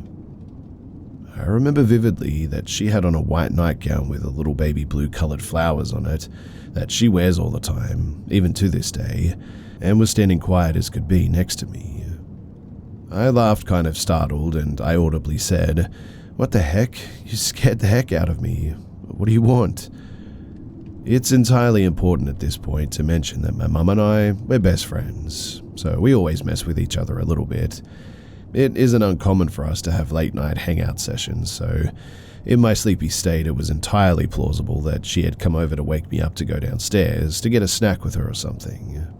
But after I said this, there wasn't a peep from her. Absolutely nothing from her. No movement even whatsoever. I said something like, "Come on, what the heck?" thinking that she was going to break and laugh, but nothing. At that point, I started to worry, thinking that something was wrong with her, like maybe she was sick or something terrible had happened to a family member and she wasn't sure how to say it. Again, I said, "Mum, what is it?" As I said that, I used my elbow, the elbow closest to her, to gain leverage to start pulling myself into a sitting position on the bed, and began to twist to face her. One more time I said, "Mum," and as I said that, I reached out to sort of push or touch her on the shoulder to try and get some sort of reaction from her, but my entire body slumped forward over the bed when she just, all of a sudden, disappeared. Completely. Like, absolutely was not there. To say that I almost soiled myself really is an understatement. I got up fast, thinking that I had completely lost it, or she did pull something on me. I threw the light on and darted across the hall into her room, where she was very peacefully asleep with her breathing machine. I woke her up to ask her about it and was met with a lot of confusion and mild annoyance that I disturbed her slumber. I didn't sleep the rest of the night that night, and it was hard to sleep for the next few nights too. So, has anyone else ever had anything like this happen to them?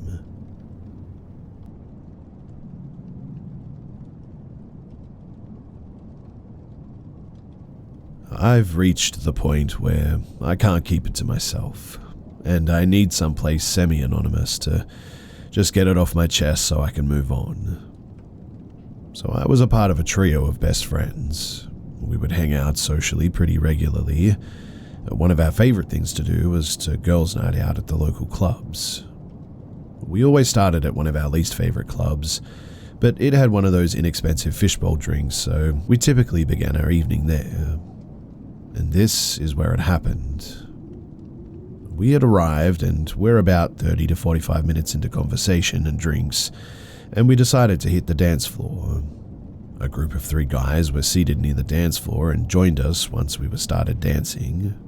I was paired up with the youngest looking one. He looked about 5 or so years younger than myself, but we were having a great time dancing together.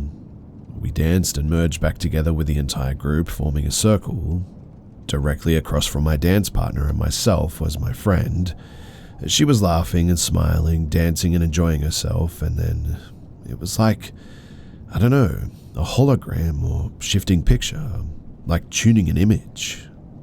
She suddenly stood well over our heads, and the guy that I was dancing with looked about 5'11" or so, and she was clear ahead and shoulders over him. Now, this is the part that I have the hardest time saying without ridiculing myself for not having the answer.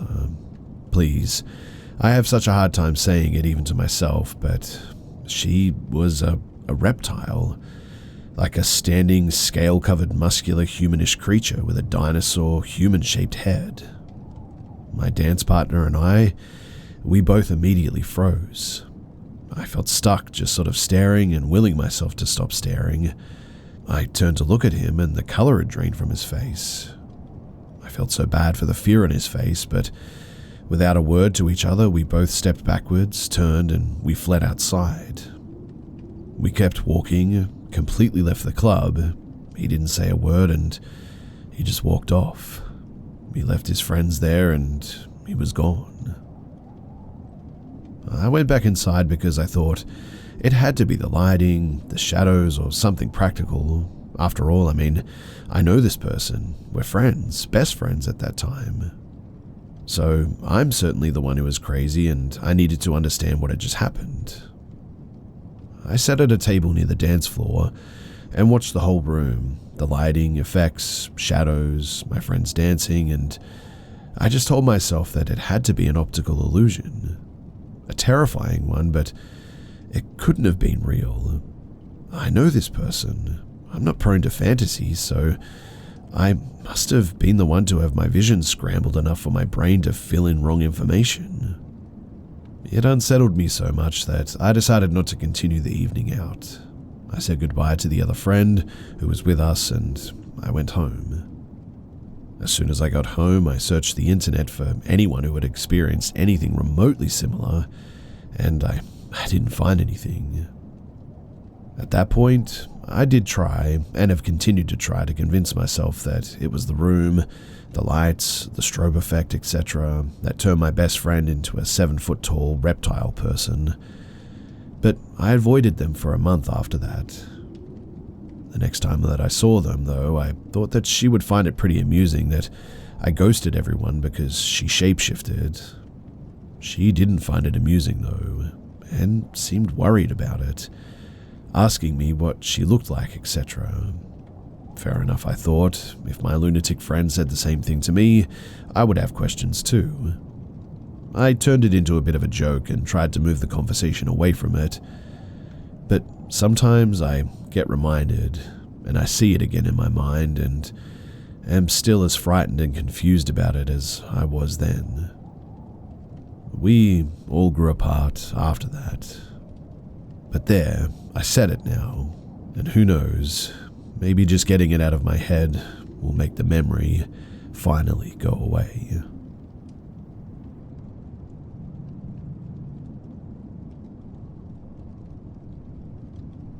I always had this one stuffed animal growing up. I would carry that stuffed dog everywhere I went. He was my homie, and I called him Doggy. I don't remember the specific age that I was, but around that time my stuffed animals became more of a sleep buddy than something that I brought along with me, but still having a huge attachment to it. Anyways, it was one summer night, and I remember Mum making me go to bed. I would do my routine of brushing teeth, turning on the nightlight, and tucking Doggy in beside me. The nightlight was one of those sweet 2000s rotating fish tank lamps. Anyways, after a while, I'm still awake alone in bed just watching those fish go around and around. At one point, I remember starting to feel scared, like the energy of the room just sort of dramatically shifted. Trying to distract myself by contently studying the fish and count every time the clownfish circles back, it suddenly turns off, and my reaction was to quickly get up and turn it on as fast as I could. I sit up and then instantly get pulled back down. Suddenly, it felt like my body was restrained with a massive weight, unable to move anything.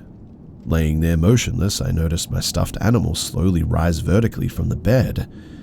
I became absolutely mortified as I see him pause halfway up and slowly transcend into the walls.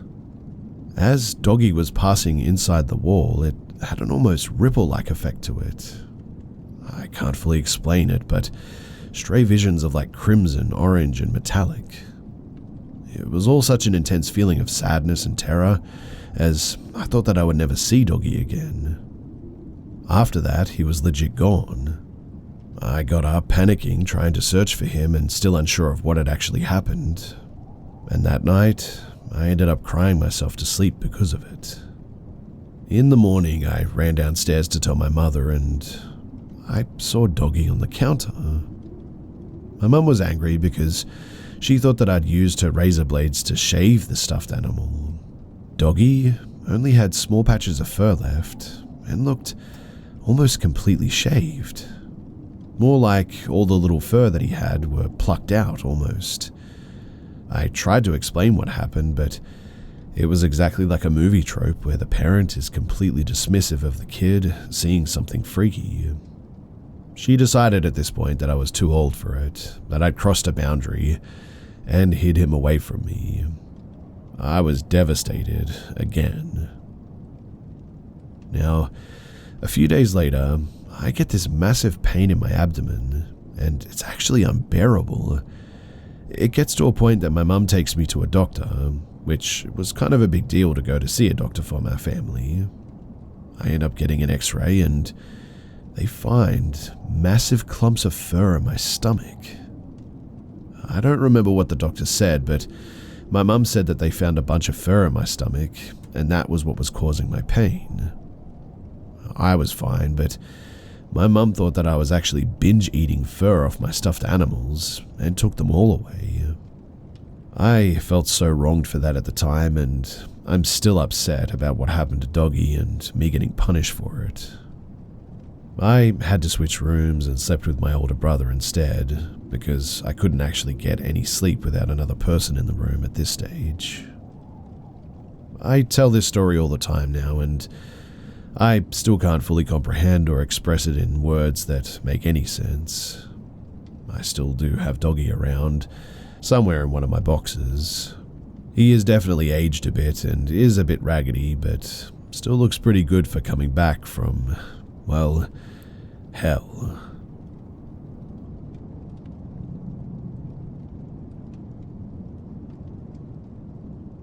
This is one of my first experiences with the paranormal that I can confidently say was not just a trick of the mind. and it's the only time that I've seen something so clearly. Back when I was in middle school, we had a school trip over one weekend to a camp. The class was split up to have a cabin for the boys and a cabin for the girls. Now, the layout of the girls' cabin was an open main room where you came inside, with 2 bunk beds in the left corner, with a single bed between them, and a closed-off small room in the right corner for the teachers to sleep in. There were then bathrooms to the right, and a long room to the left where there were 2 rows of more bunk beds. The rest of the girls filled up that long room, so my friend group got to use the beds in the open room, with me being in one of the bottom bunks. The first night went as you'd expect to, staying up late, laughing and just messing around, then passing out for the whole night. The second night was a bit different though. We were all asleep by midnight, but I ended up waking up sometime later. I used my flip phone to check the time, and it wasn't long after 2 a.m. I sat up a bit to stretch and turn over in bed, away from the wall, but once I was almost completely turned over and to my other side, I froze. I could see someone standing in the middle of the open room. A boy, pale with short blonde hair, wearing a simple t-shirt and shorts, stood in the middle of the girls' cabin, staring at me. The moonlight from the window between the bunk beds gave me a good view of him, and he looked just like any random kid you'd see at a camp, except he had no eyes. There were just black voids where his eyes should have been. Even still, I can only describe it as he was staring at me, and so I just sat there and stared back. I must have stared at him for a good 15 seconds before I started to slowly reach for the small flashlight that I kept next to my phone on the bed. I never looked away from him as I brought the flashlight up and turned it on. The room was suddenly bright and the boy was nowhere to be found. I turned the light back off soon after, not wanting to wake anyone, but I heard my friend on the bunk above me speak up. She simply asked if I had seen him too, and I replied yeah before turning back over to go back to sleep, facing the wall again. It took a while to fall back to sleep after that, but eventually I managed. And at least we were heading back home that day.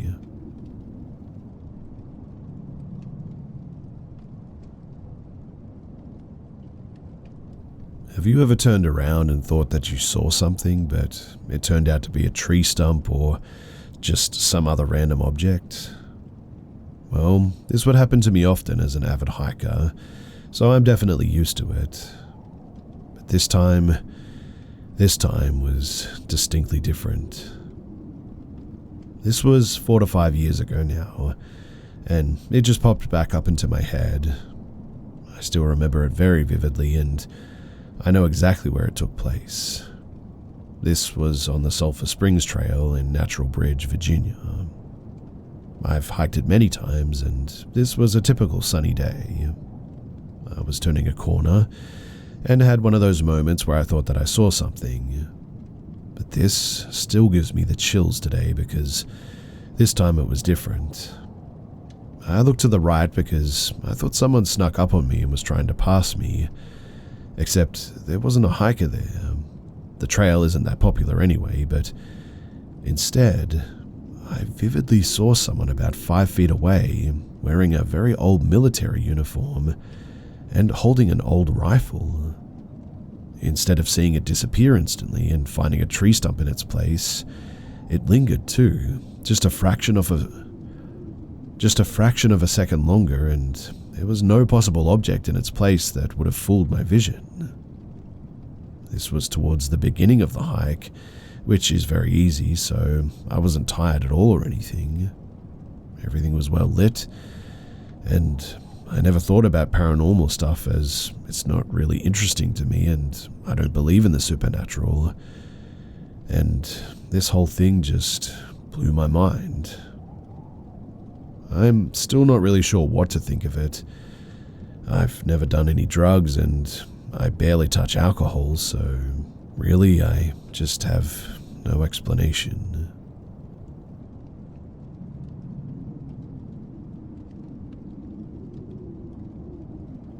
Me and my friend group, around the same age as me, all love one thing: sailing. So in the event of a boat race in a lake in Italy, where we all come from, we decided to participate enthusiastically. Since it was a lake hosting the race, there was a lot of green and campings nearby, and my friend suggested that we spend the night, that we would have to sleep there anyway in one of the campings. So we brought our tents and sleeping mats, and we found the perfect spot eventually, kind of isolated and with a beautiful view of the lake. There was one small issue though. The camping was more like an open space in a little forest, so we were surrounded by trees, with the only way to get out and in a narrow dirt road. We parked the camper there, and us teens prepared for the sleep outside while the adults slept in the camper. We had a ton of fun as well, joking, starting a fire, all the things that you do on a camping trip. When it was time to sleep, we all went into our tents and sort of drifted off into our dreams. Well, I hoped so for my friends, but not for me. I just couldn't sleep that night, probably because of the uncountable number of cokes that I downed just a few hours prior. As I stared at the tent ceiling, though, I started to have this gut feeling that we weren't alone in there, that there was something, or even worse, someone there with us.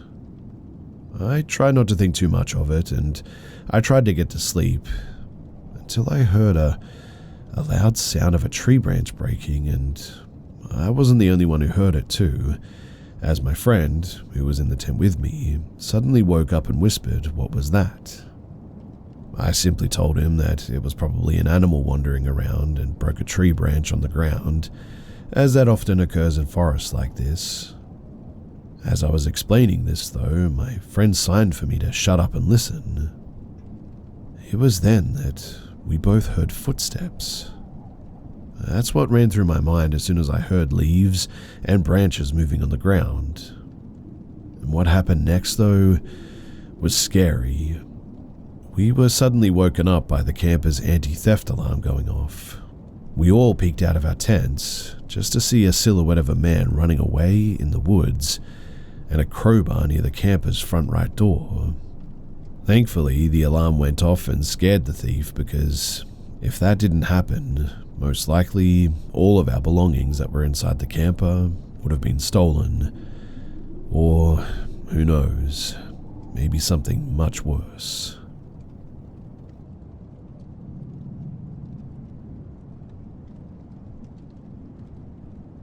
This is one of those memories from probably 23 or 24 years ago that I genuinely hate myself for not being able to remember all of the details.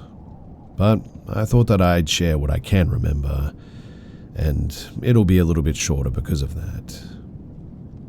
I'm almost positive I was driving on the road where my friend's family had land that we would go camping at when this happened, and that it was either him or another friend of ours in the car with me.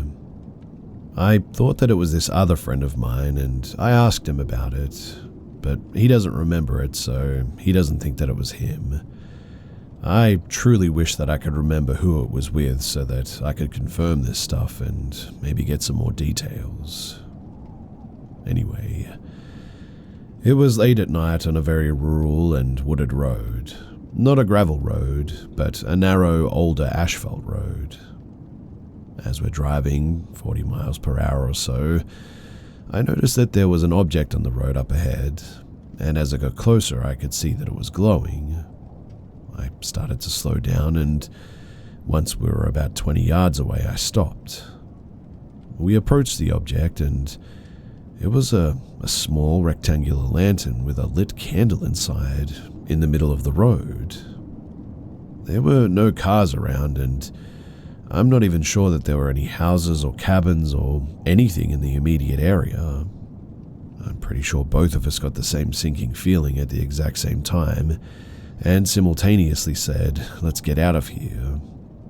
We jumped back in the car and we floored it out of there. I watched the mirror, and my buddy was looking back, but we didn't see anything. We were both just like, what the heck was that? I mean, it's for sure in a very, very rural wooded area with very few houses around, like maybe 1 or 2 houses every couple of miles or so. And in that spot there was, well, nothing but woods on both sides of the road. Was it just a prank? But who and why?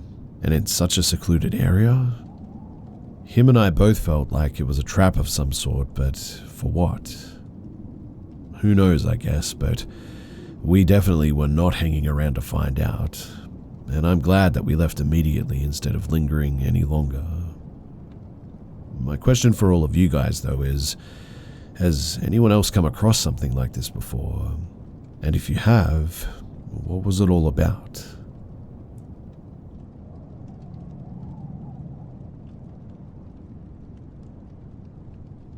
So I was at a building, a doctor's office, sitting outside in the smoking section. It's the perfect spot to see inside the building as all doors and windows are very clear. You can completely see through to the other side of the building, in fact. So, in this way, it's very easy to see people coming and going from either side of the building. While outside smoking, I happened to look up as I saw a lady leaving. I never saw her full face, and because of that, this is why I keep telling myself that it was just someone who looked similar. But from what I saw, she looked exactly like me though.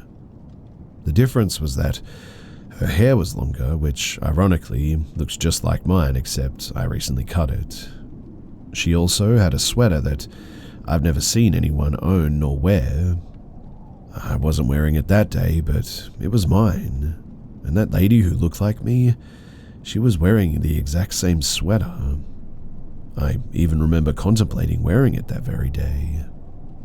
I was honestly so caught off guard that I sat in a state of shock for several seconds, maybe even a good minute, trying to tell myself to get up and go to the other side and see who this lady was, or meet her or something.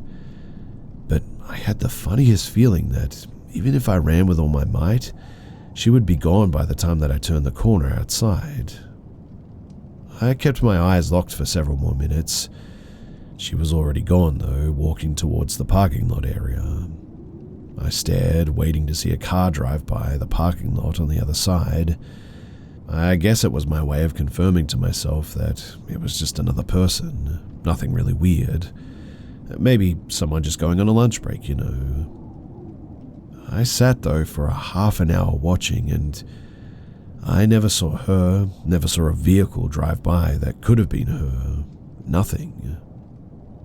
Now, I wasn't going to share this, but after last night, it's gotten me more paranoid. My husband and I had our date night, kids with his parents for the night, and we were just drinking and watching One Piece on Netflix at home. And at some point in my drunk state, I went to take the dogs outside to the bathroom. I waited until they came in. Dogs ran into the living room with the hubby, and I decided to lay down in the laundry room on the floor. What's weird though is when I came back, my husband swore that I went to the bathroom and came from that direction.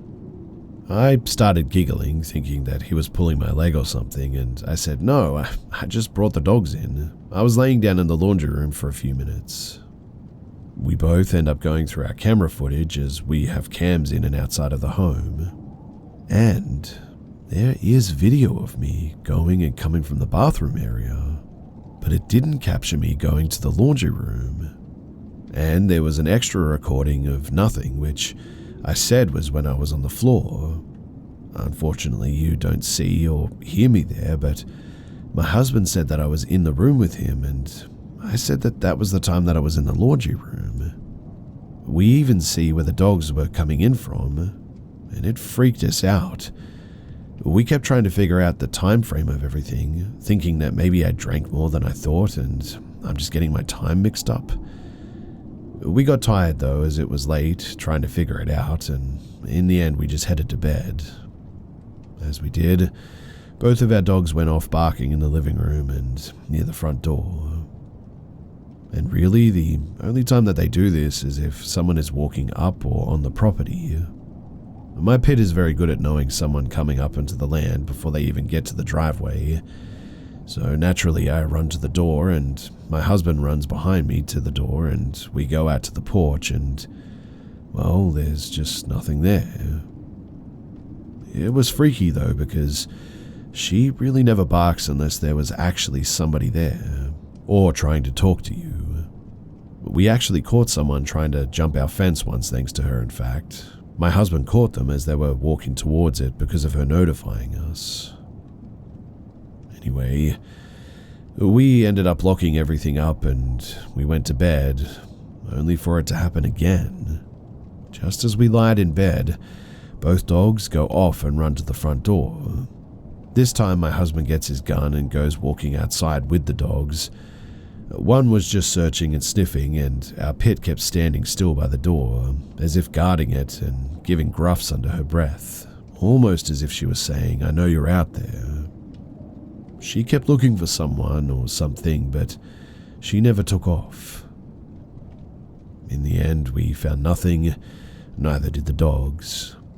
My hubby chalked it up to being random animals and her just having really good hearing. But me, I'm getting paranoid. I guess I'm hoping people will tell me that I'm making a mountain out of a molehill here, but I don't know. Something tells me that I'm not.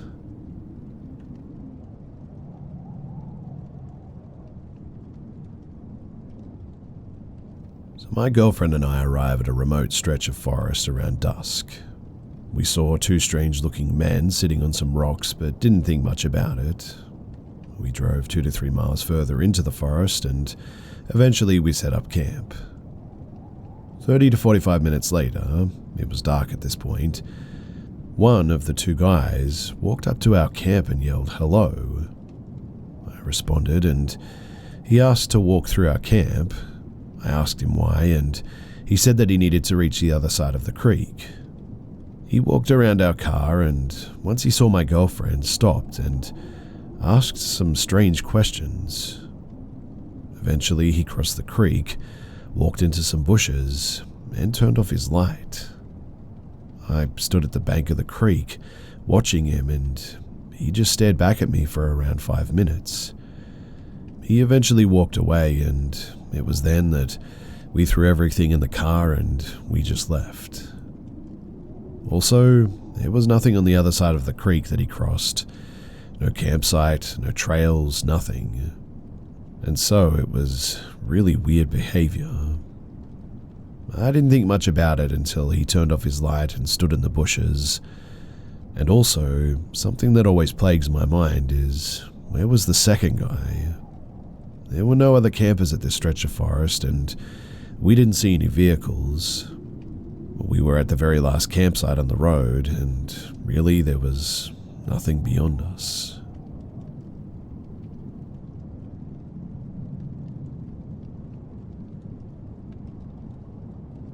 So my brothers and I were 8, 7, and 4 when this happened, and as such, my youngest brother, who was 4 years old at the time, really has no recollection of this day. I was 8 though, and I remember most of what happened because I know that we scared my nan, pop, uncles, and parents more than I'd ever seen them scared before or since. You might be asking where the paranormal comes into this. Well, you see, my brother, who was 7 at the time, agrees with me that we weren't gone for more than an hour. We couldn't have been. Not to mention that we swear that our nan looked straight at us and even waved to us, but she swore up until her death that she never saw us that day. First things first though, there's some needed background here. 4 times a year, we spend time as a family in a cabin that we own that we call the castle. The castle sits at a man-made dam named Wyangala in New South Wales, Australia. My brothers and I, we always had the same rules to follow growing up. We couldn't go past the valley at the bottom of the castle or past the hills that the castle sat between. The day that this happened, well, we broke those rules. On this trip, we had our nan and pop, mum and dad, and 2 of our uncles. So, 5 a.m. on the day in question, my brothers and I were up, dressed and playing Bob the Builder cones and ladders. Nan was complaining about us waking her up and told us to go and play, but to be back for breakfast at 7:30. Keep in mind, this was in 2004 in the middle of nowhere, Australia.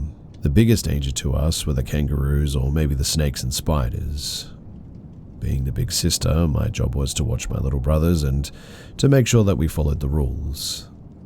But for some reason this day, we thought that it would be cool to walk past the valley and up the hill on the other side to stand up the top and watch the sun come up over the water of the dam. I confidently decided that we could watch the sun come up and be back in time for breakfast, and if we stayed on the road that went over the valley, then we could be seen from the castle at all times if someone was to look for us. So we set off on our little journey. After this, I really have no idea what happened, be it a glitch in the Matrix or a time slip or something else, who knows. Either way, we made it to the top of the hill, the sun was coming up and everything was great. We were up there no more than 10 minutes and, according to the wristwatch that I had, it was about 6 in the morning. So we set off back down the hill, we reached the valley, we stopped to look into it for about a minute. We can see the bottom clear as day and decided, as most young kids would, to adventure down the valley and back up the other side. We have an hour and a half to kill and surely it wouldn't take that long, so off we went. We sort of had to zigzag back and forth to avoid thorn bushes, loose rocks and spinifex, a spiky and painful grass here, but tried to stay as straight as possible. When we reached the bottom of the valley, I again checked the time and it was roughly 6:15. We looked up the other side and, to our surprise, our Nan was standing on the edge of the valley. She waved down at us. We thought that we were going to get yelled at, but she just sort of smiled and walked away. We thought that we were in the clear. We started on our way back up, doing much the same as before.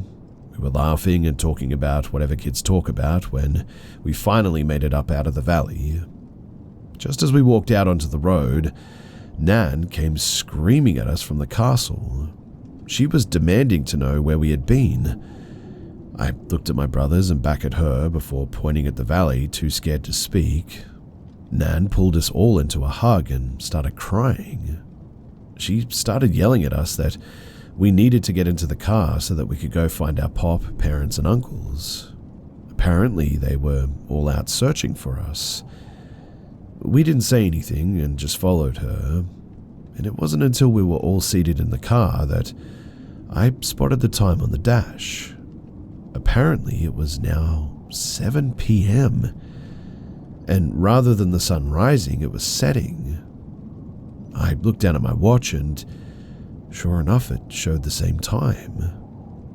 I remember showing it to my 7-year-old brother, who was just as confused as I was.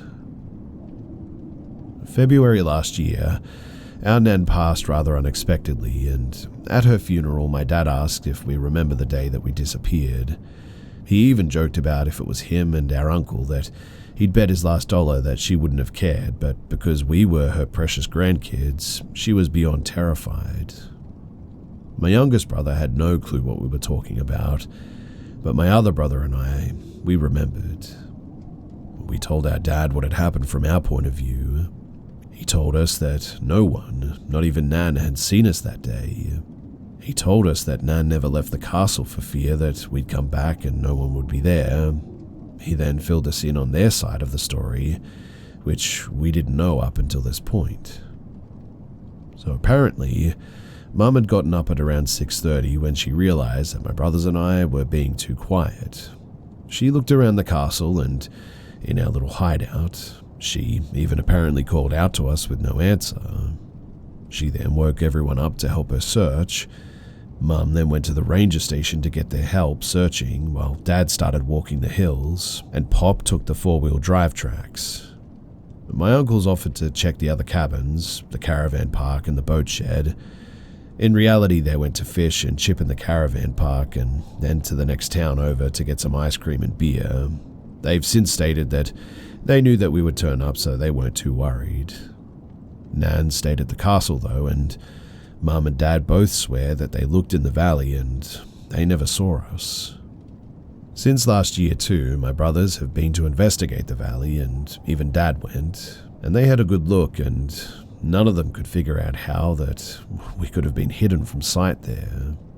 And even by some chance, if we were hidden from sight, we definitely would have been heard. Our youngest brother said that even when our other brother was down in the valley, that he could hear him clear as day talking. Even if we did end up out of sight somehow and out of hearing range, there was no way that it could have taken us all day to walk back up the other side of the valley. We've walked it plenty of times since, and it's only taken us about 30 minutes at most to do it. And obviously, the creepiest thing about this whole thing is, well, who did we see if it wasn't Nan? Because it sure as heck looked exactly like her.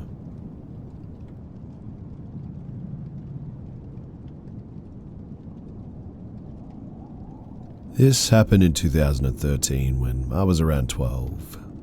My mum moved me and my siblings in with my grandparents because we didn't have enough money for rent at the time, and she needed to save. It wasn't really a big deal though. They had plenty of room, and I got to spend a lot of time jewelry making with my grandma, which in my little eyes at the time was such a win that I didn't even realize that we were that poor. It was our little pastime after school, and one of my favorite parts was the trips that we would take to Michael's to get beads and materials occasionally. Michael's, for those who are unfamiliar, is a craft store similar to Hobby Lobby, and walking around in it is a little girl's dream when it comes to DIY stuff. And one day, in the late fall, we realized that we had run out of wire for a bracelet that I was making for my mum, so we headed to our local Michael's to get some more. This particular day was in winter, so it had already begun to get dark by 5 p.m. My grandma, having vision problems and a bad hip, entrusted little me to run in and grab the wire and pay for it, as we had done so many times together before. I was stubbornly independent, so she wasn't very worried about me.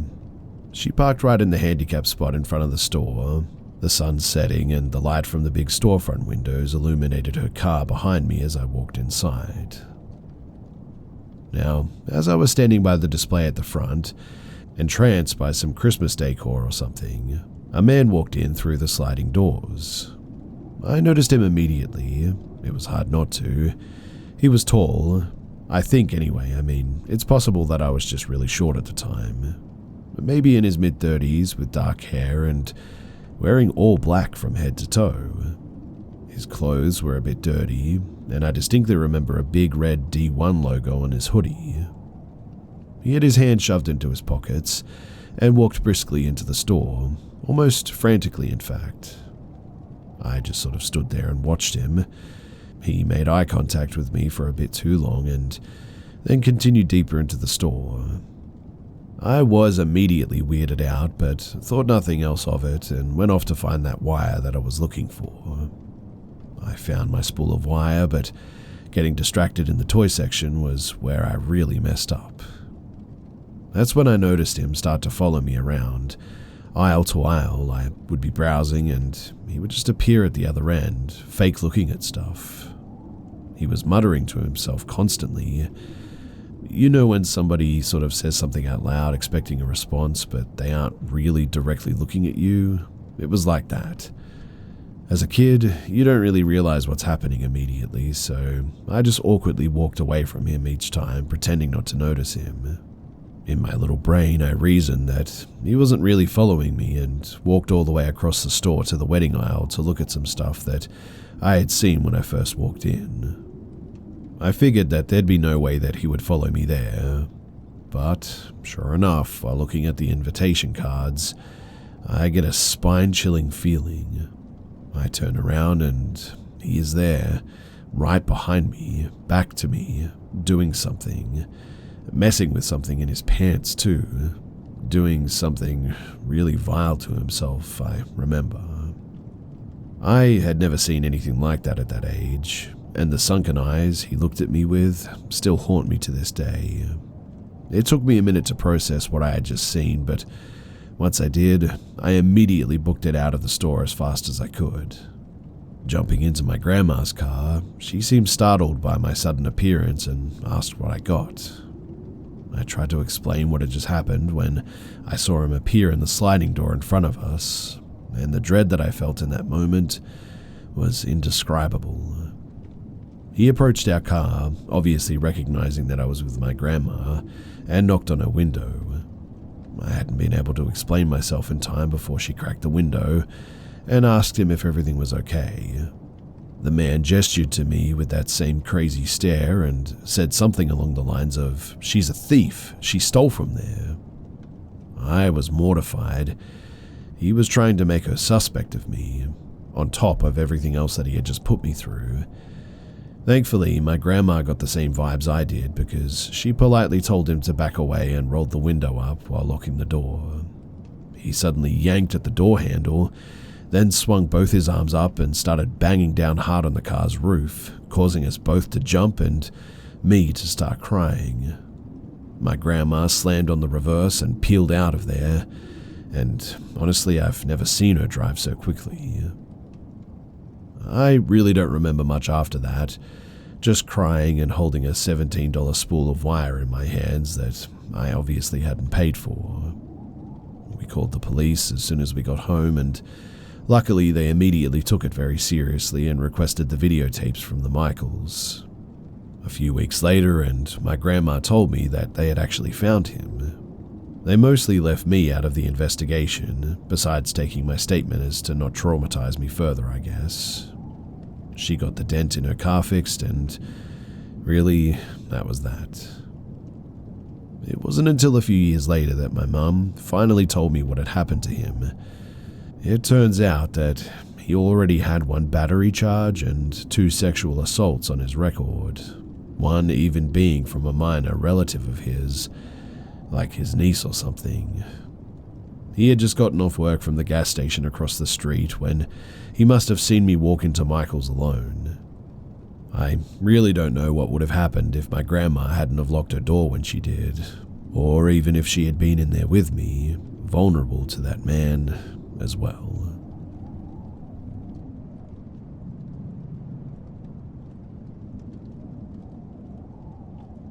So I dated this man for about 2.5 years and, well, he nearly killed me. Very physically abusive, emotionally, sexually, all of it. The last time that he hurt me was because I told him that I was moving and I was going to have a roommate. He didn't like that. He strangled me twice and punched me in the face. I escaped and called the cops, and he got arrested a few days later, thankfully.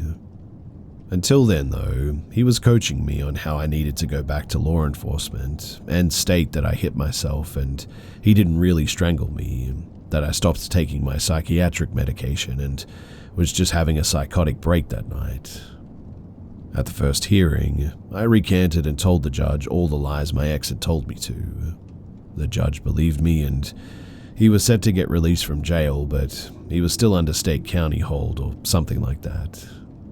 Before he was supposed to get released, I went back to law enforcement after gaining some clarity and told them the truth again, in which another hearing was scheduled. Undoubtedly, my ex was notified the reason why another hearing was being scheduled. Now, he was a gang member. Obviously, I will not be saying which one, but it wasn't a good one. And as previously mentioned, by now I had moved into my new house with my roommate. But before he got arrested, he asked me where I was moving and I told him which street corner the house was on. Very stupidly, I know. Well, my roommate's boyfriend at the time was affiliated as well. We were with some real winners at the time, right? And he was apparently notified that my house had been marked by the gang my ex belonged to, and that, in the end, proved true. One morning at around 6, my roommate and her boyfriend were sitting in the driveway in her car with the lights off. I was inside the house asleep, and a car then pulled up in front of my house, blocking the driveway, preventing my roommate from pulling her car out. We're still unsure whether or not these people initially knew that there were people sitting in my roommate's car or not, The mystery car, though, sat blocking the driveway for a few minutes before a man got out of the passenger seat and began walking directly up the driveway to my porch. Luckily, my roommate's boyfriend had a gun on him, and once he saw the man walking towards the front door, he got out of my roommate's car and flashed his gun at the man. The man saw it and ran back to the car, which then sped off. Maybe a few weeks later, I had driven to the gas station a few streets over after the sun had gone down. I was getting a vape or something when I was walking back to my car out of the gas station, and a man in the same car that was in front of my house pulled up next to me and started yelling something. I couldn't tell what he was saying before I just yelled back, "Shut up and leave me alone," thinking at the time that I was just randomly being catcalled. I got in my car and went to pull out of the gas station, noticing his car was sitting in front of the exit that I was going to take and he wasn't moving. So I went out of a different exit and turned back onto the street that my house was on. I looked behind me and saw him following me. He waited for me to leave before he pulled out behind me and followed me. At this, I started going down different streets and he kept tailing. Eventually, I freaked out and I sped up real fast and made a quick impulsive turn that threw him off my track. But that day, I didn't go home. Another day, though, I came home from work and saw that the window in our dining room that looks out to the backyard, the only window on the first story that doesn't have iron bars guarding it from the inside, it had been tampered with from the outside. It had a screen secured to it so that the window may be opened, and the screen had been ripped off. We reattached it and tried to rip it off ourselves, and it was really hard to do that. My roommate's boyfriend was able to, but we definitely were not strong enough. It would have taken a lot of effort to get that screen off in the end. The last instance that took place, my roommate's boyfriend and his friend had left our house to go on a walk. When they came back, as they were walking back up to my house, they saw two men peeking through the other dining room window trying to see inside. They noticed my roommate's boyfriend as he started yelling at them, asking what the heck they were doing, and they just scurried away. Me and my ex's final hearing happened a few months ago, and I've gotten him locked up until 2036. I think that maybe his fellow gangbangers have realized that a man locked up for the next 12 years is not worth risking their freedom over anymore, and so I have since seemingly been left alone.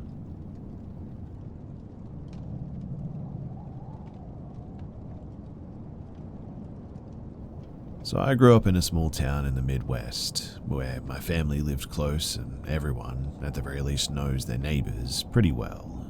On our block, my grandparents lived on the corner closest to us. On the opposite side of my grandparents' house, we had an elderly neighbor with her house facing the smaller cross street.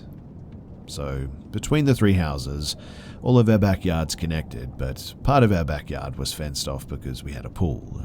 So, to get from my house to the elderly neighbor's house, we would have to walk out our back door and cross into my grandparents' yard, and turn left, walking the outside of the fence, through a wooden garden arch into the neighbor's backyard. Now, the elderly neighbor was my best friend when I was little. She was widowed before we ever met and lived alone. She did have adult children, but I never saw them until after she passed. We would garden together all the time, in fact. We did craft projects together. My favorite, though, is when we would sit on her couch together and she would have me read comics from the newspaper to her. It drives my mum nuts, but I give this neighbor a lot of credit for my ability to read and write, well before I ever started school. While I haven't technically started the story yet, I just wanted to set the scene so that you get a glimpse into what this all looked like. This was a very peaceful town. The people around us loved us and knew us well.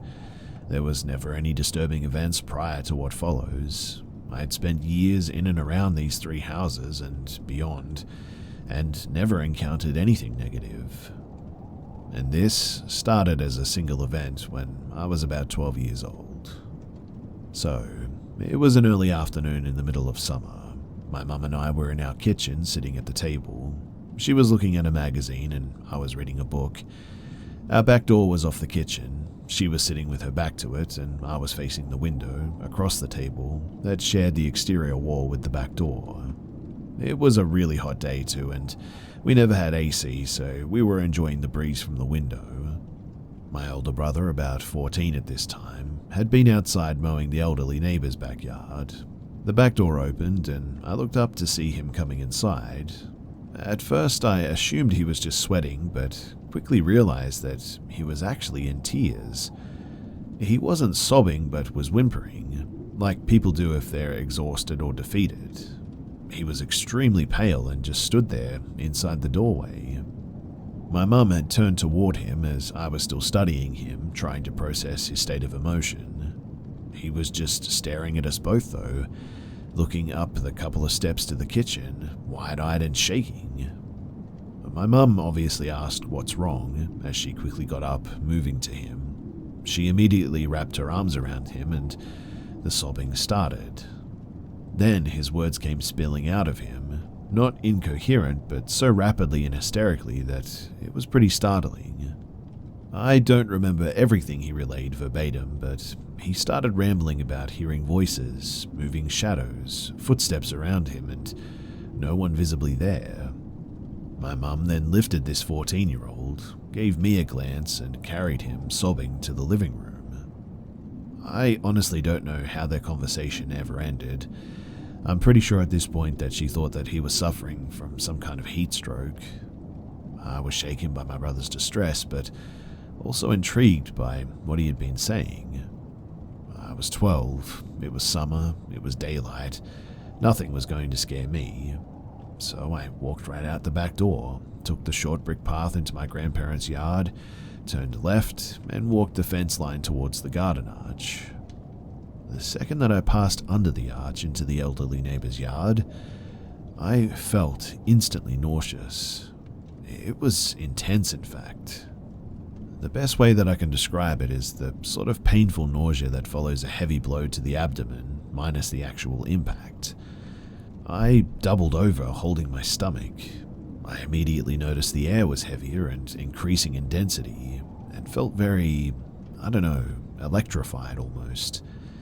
It was a lot like standing inside of television static, like every atom was charged and visible to the point that you could see them move as you moved through them. I started to hear footsteps, initially soft thumps on the ground.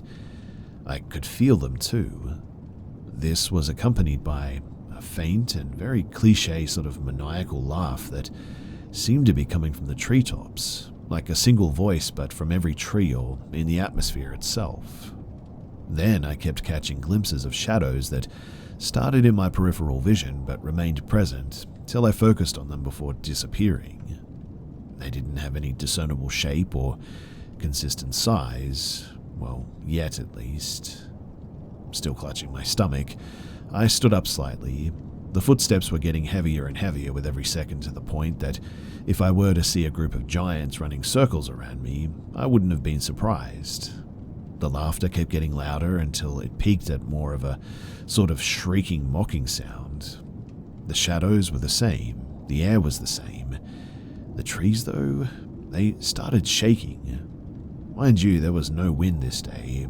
These were giant oaks as well, some of them almost 5 feet in diameter, and they were shaking like rattlesnake tails from trunk to the very top. As you can imagine, my head was spinning. My senses were all going crazy. I was well beyond terrified and forced myself to ignore the pain, stand up full, and run. I turned and ran back through the arch parallel with the fence and caught more shadow movement near it. I turned to look and saw what seemed to be 4 tall figures, like shadows that were cast into nothing, completely black, no transparency. They had no detailed features within the blackness, but the edges of them seemed like the outline of 7 to 8 feet tall, cloaked bipedal figures. I couldn't see any faces, but I could still tell that they were looking at me. They sort of floated along the ground too, which was the oddest thing to me at the time, moving with me but were about 20 feet away. Then, one after another, they disappeared into nothing, behind nothing. Well, I frantically made my way back to the house, threw the door open, ran inside to see my mum back in the kitchen. I immediately started telling her everything. She gestured for me to calm and quiet down. I lowered my voice and finished sharing my experience. She asked me not to say anything to my brother because he was also very shaken and would be very upset to hear more about it. He was always the most sensitive out of us all as well. But after that was about it for that day. Within the next year or two, we had moved to a smaller town and a new house, unrelated to these events, mind you. My brother never had any other experiences, my other two brothers never experienced anything, and neither did my parents. Those years and beyond up until age 17 for me, though, were very different. I started experiencing this static atmosphere and moving shadow events on a regular basis, starting less frequent and increasing to almost weekly occurrences at a minimum. These events would happen randomly at any time of the day. I was alone or even sometimes in company. No one else ever seemed to notice it, though. They became so common that it mostly stopped being frightening, in fact. There was always a sense of unease, though, I guess. Like when you get the sense that someone you just met is probably not a good person. Except, in this case, the creepy or bad person is actually 10 or more amorphous shadows that move in and out of existence at random, and their presence means that you can feel every molecule around you. Then, it even got to the point where I could make them appear. I know it probably sounds stupid, like why the heck would I even want to do that? Honestly, I didn't want to, but my curiosity compelled me to try it one day. I can no longer do it anymore, nor have any interest, but in an attempt to describe the process, basically I would focus my mind's eye into a mental tunnel vision type state, like I was forcing my brain to stare through an opening in my forehead. This would switch on the atmosphere effect, and the shadows would soon follow. Once that became easy, the event stopped being spontaneous. On occasion, I would see if I could still do it. That would satisfy my curiosity, and I'd leave it alone for a while. Honestly, too, as I share this, I realize I have no idea of how these events concluded every time. I assume that it was constrained to my surroundings in the moment, and just walking away was sufficient. But then one night, whatever these things were, they forced their way back in, and it was also the night that it all ended. At the new house, we had a lot of property and outbuildings. One of those became a sort of playroom for my brothers, myself, and whoever we were hanging out with.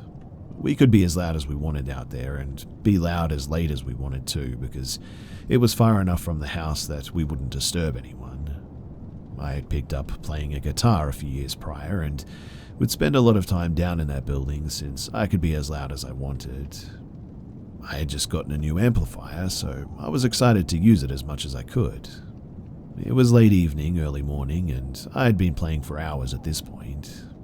I noticed that the volume knob on my amp seemed loose and kept sort of slowly turning lower gradually. This annoyed me, so I cranked the amp all the way up and started playing as fast as I could, just watching the knob, when suddenly it twisted straight to 0 right in front of me. The moment my amp went silent, the air just exploded with the previously mentioned electricity, more intense than I had ever experienced. Since I had been leaning forward watching the amp, I wasn't focused on the room around me, and as I sat up, I realized that it was teeming with these creature things, these shadows. I was alone in a room with easily over 50 of them at that point. They seemed to almost ignore me mostly, but not as if unaware. More like I was just old news, I guess. The way these things moved was always gliding, though. They would disappear in a way that was like an object rapidly melting but out of existence instead of leaving a puddle. Then they would reappear somewhere else. In any case, I felt frozen in my chair until I saw a larger movement from my left side. I turned and saw one of them on the wall, clearly defined in form as a giant spider. This thing was about the size of a crib mattress. Again, internally formless, but I was able to discern some movements. I know that spider anatomy doesn't work this way, but I also don't believe for 1 second that this was actually a spider, wherever it was from. This was just a chosen form, I think. So I could tell that the carapace or head was slowly rotating toward me by the way of the edges of it moved. It appeared to eyelessly catch my presence, and it suddenly dropped from the wall to the floor behind a stack of boxes. I didn't know what its intentions were, so I leapt out of the chair and ran out of there as fast as I could. Running up the hill to the house for the first time, I could feel the accompanying unsettling darkness pursuing me. It was closing in physically and also in my head.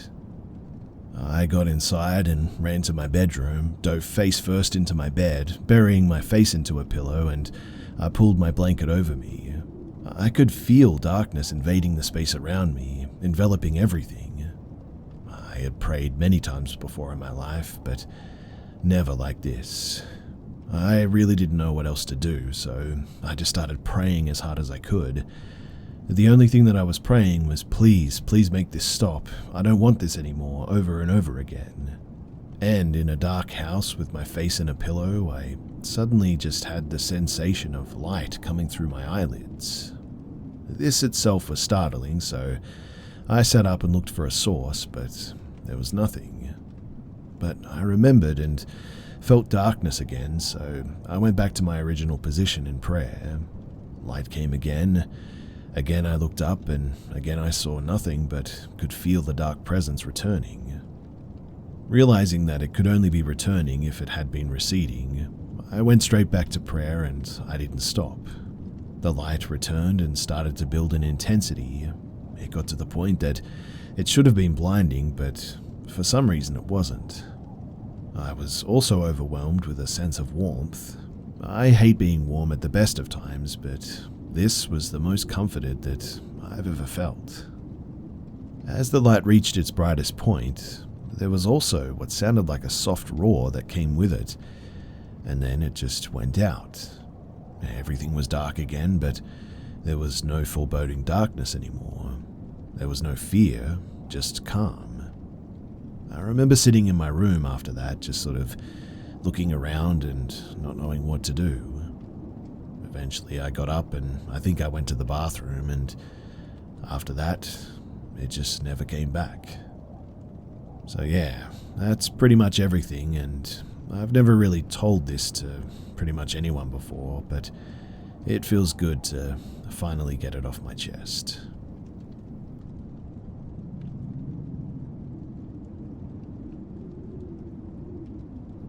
One of my mum's friends rented an apartment, but she was away at college, so she allowed my mum and another one of her friends to live there while she was gone.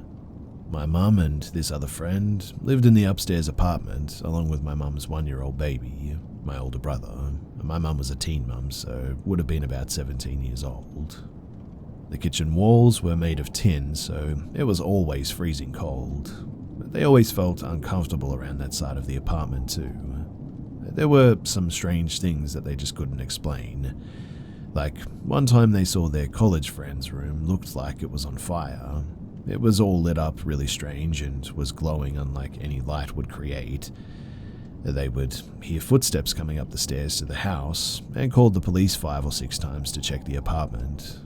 The police would come, check the apartment, and never really found anything. My mum and her friend began to suspect that it was a ghost, so they would read the Bible out loud, which made the footsteps stop so they could finally get some sleep. But one night, my mum's friend called her brother, who happened to be a sheriff in a nearby town. Her brother brought a buddy over, and they came over to check the apartment following one of those episodes of footsteps. And they found that the ex-boyfriend of the friend who was living at college had been living in the attic the whole time. They think that he'd been climbing a tree into their college friend's bedroom and getting up into the attic from her closet. My mum somewhat knew this guy, and she had met him before and knew who he was, but they were just acquaintances because apparently he reacted inappropriately in social situations and was hard to connect with. After my mum had moved out of the apartment and into a new one, he once came to visit my mum's new house along with the college friend. After he had left, my mum had discovered that while he was over at her house, he had rearranged my brother's furniture in really strange ways. Everything from his bed to his toy box was completely changed. Several years later, he apparently murdered an old lady by shoving her down some stairs in a shopping cart, and it was discovered that he had schizophrenia. So, he'd been living in that attic for the entire 6 months that my mum had lived there. It's possible that he had been watching them, my brother as well, but they wouldn't have known the information since they never saw him. He had an entire room set up in the attic too. My mum also believes that the house also had some kind of spirit there because of the freezing rooms, uneasy feelings, biblical words having an impact, and the unexplainable situations like the glowing room. She also says that their downstairs neighbor had children who she hated and never wanted to raise. She would often neglect the kids and lock them in their bedrooms from the outside, so it's possible the entire house just had some residual negative energy from all of the absolute shenanigans. Who really knows? Thankfully after that, the whole situation just sort of sorted itself out, which my mum was very thankful for. But it is creepy to think about someone like that just living in your house and you're completely unaware that they're there.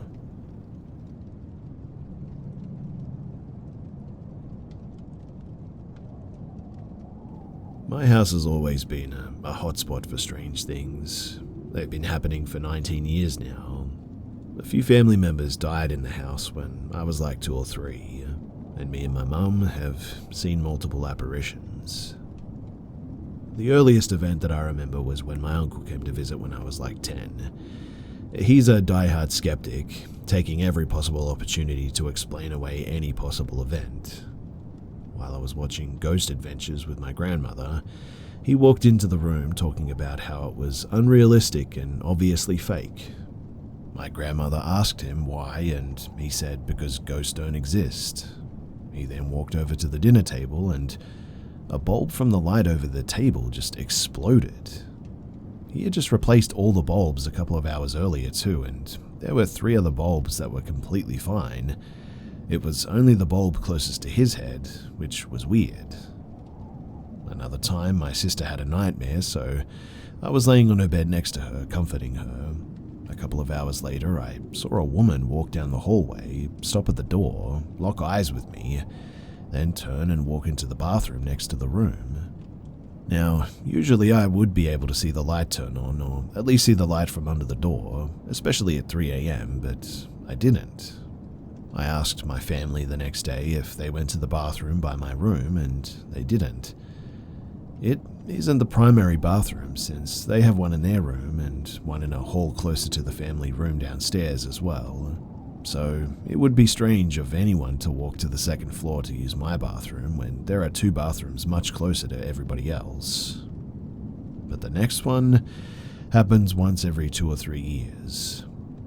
So the first time it happened, I was 14 during the summer, before my freshman year of high school. I had been staying up late and sleeping in, as one typically does during the summers. I remember watching Lilo and Stitch and seeing the shadow of a small child standing outside of my door. When I cautiously said hello, it just ran off. I remember a chill running down my spine and every part of my being telling me not to follow it. I've always had strong intuition, so I listened and I just continued watching my movie. An hour or so later, I heard a loud bang. I called out to see if one of my family members dropped something, receiving no response, and against my better judgment, I walked downstairs to their rooms, but they were all asleep. Since I was downstairs, I took the opportunity to grab some snacks, and standing at the back corner of the kitchen was that same little boy. I flipped the light on, seeing him just disappear. At that, I booked it out of that kitchen, leaving the light on and going back upstairs. The next morning, and by morning I mean at around 2 p.m., I was making some eggs and my dad asked if I had scratched my leg or something. I said no, and I looked at my leg to see what he was talking about, and on the back of my leg, there was a long scratch with a bit of dried blood around it. It spanned about 12 centimeters just above my ankle, running pretty much vertically at a bit of an angle. It was at that we saged and salted the house that night. We repeated that too whenever I would see it. It came back last month at about 4 a.m. while I was watching Hamilton. I grabbed the jar of salt and my obsidian and evil eye necklace from my closet and drew a line of salt in front of my door and on my windowsill.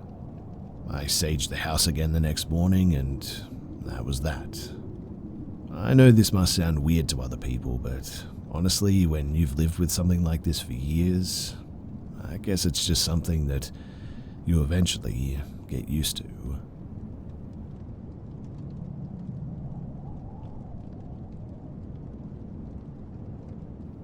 So my sisters and I have years of stories from this one kid that we babysat for over the years. The first event happened when the kid, his name was Liam, was maybe 3 or 4 years old. I was cooking for him in the basement. It was an old house, a former estate from the late 1800s, so the kitchen was in the basement, designed for the servants with a dumb waiter, etc. I heard some movement upstairs though, like people had let themselves in and were having a conversation and setting things down. The parents weren't supposed to be back for like another few hours. Not a big deal though. The voices didn't sound threatening, like women laughing and chatting. So I asked Liam if there's a maid or cleaning service that ever stops by, thinking that the parents may have forgotten to mention it. He then casually replies, "No, we hear voices sometimes, but Mummy and Daddy say not to talk about it." I checked. No one was upstairs, and the front door was closed. There was also the time that he went into a sudden trance while repeating some guy's name over and over after fixating on an old painting, and was rolling around on the floor for a minute with the whites of his eyes showing, then snapped out of it and had no memory or was confused why I seemed so panicked and worried about him. I later told his parents, thinking that it's an obvious health issue or was a possible seizure or whatever, but they just sort of chuckled and said that they would mention it to their therapist. That, and the reoccurring night terrors that Liam would always have if he slept in one particular room. It happened a couple of times to him, once to his friend, but in both cases it was a sort of sudden blood-curdling scream coming from the kid in the room. I remember racing upstairs to find his friend once as she was hyperventilating, upright in bed, and just kept repeating, "There was a man in the room, there was a man in the room." Liam also was a sleepwalker. When he did sleepwalk with me, it also started with a blood-curdling scream and him sprinting down the stairs to find me, seeming terrified but still definitely asleep and not aware of his surroundings, mumbling about a man. I was able to guide him back to bed without waking him while still calming him down in his sleepwalk state. I felt guilty telling the kids that it was just a bad dream or a nightmare when I believed that they did see something, but I just didn't know what else to do or say. And there are many other stories over the course of 10 plus years between me and my sisters working with this family as their go-to house or babysitter. And then the usual lights and electronics turning on or off suddenly, objects falling off of shelves inexplicably when no one is in the room, doors slamming shut and locking by themselves. My sister swears that she saw a woman walk through the room out of the corner of her eye once, before the TV turned on in the next room. Liam also has an early phase of frequently referencing the dead people. My friend, who used to also babysit for them, refused to even be in the house after the kids went to sleep because she hated it so much. She'd tell Liam that she'd be on the front porch if he needed anything, then would sit outside and read a book until the parents returned. Even if it was freezing, she preferred it to being in the house as the only awake person at night.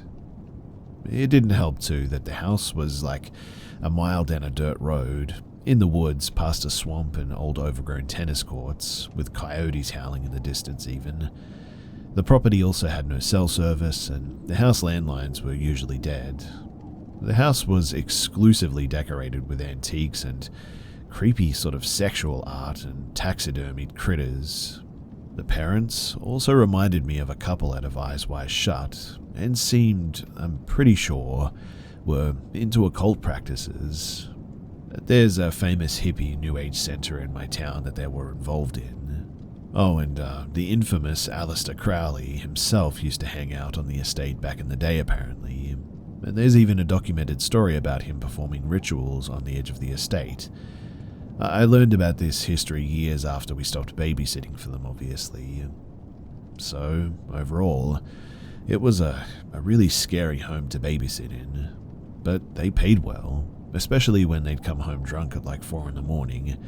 They'd just hand us a wad of cash, or sometimes would forget that they paid and pay again on the next day even. And the kid, well, he was sweet, when he wasn't saying creepy things.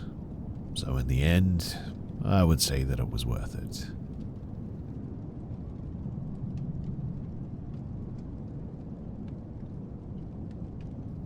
I was on vacation with my family when I was about 14.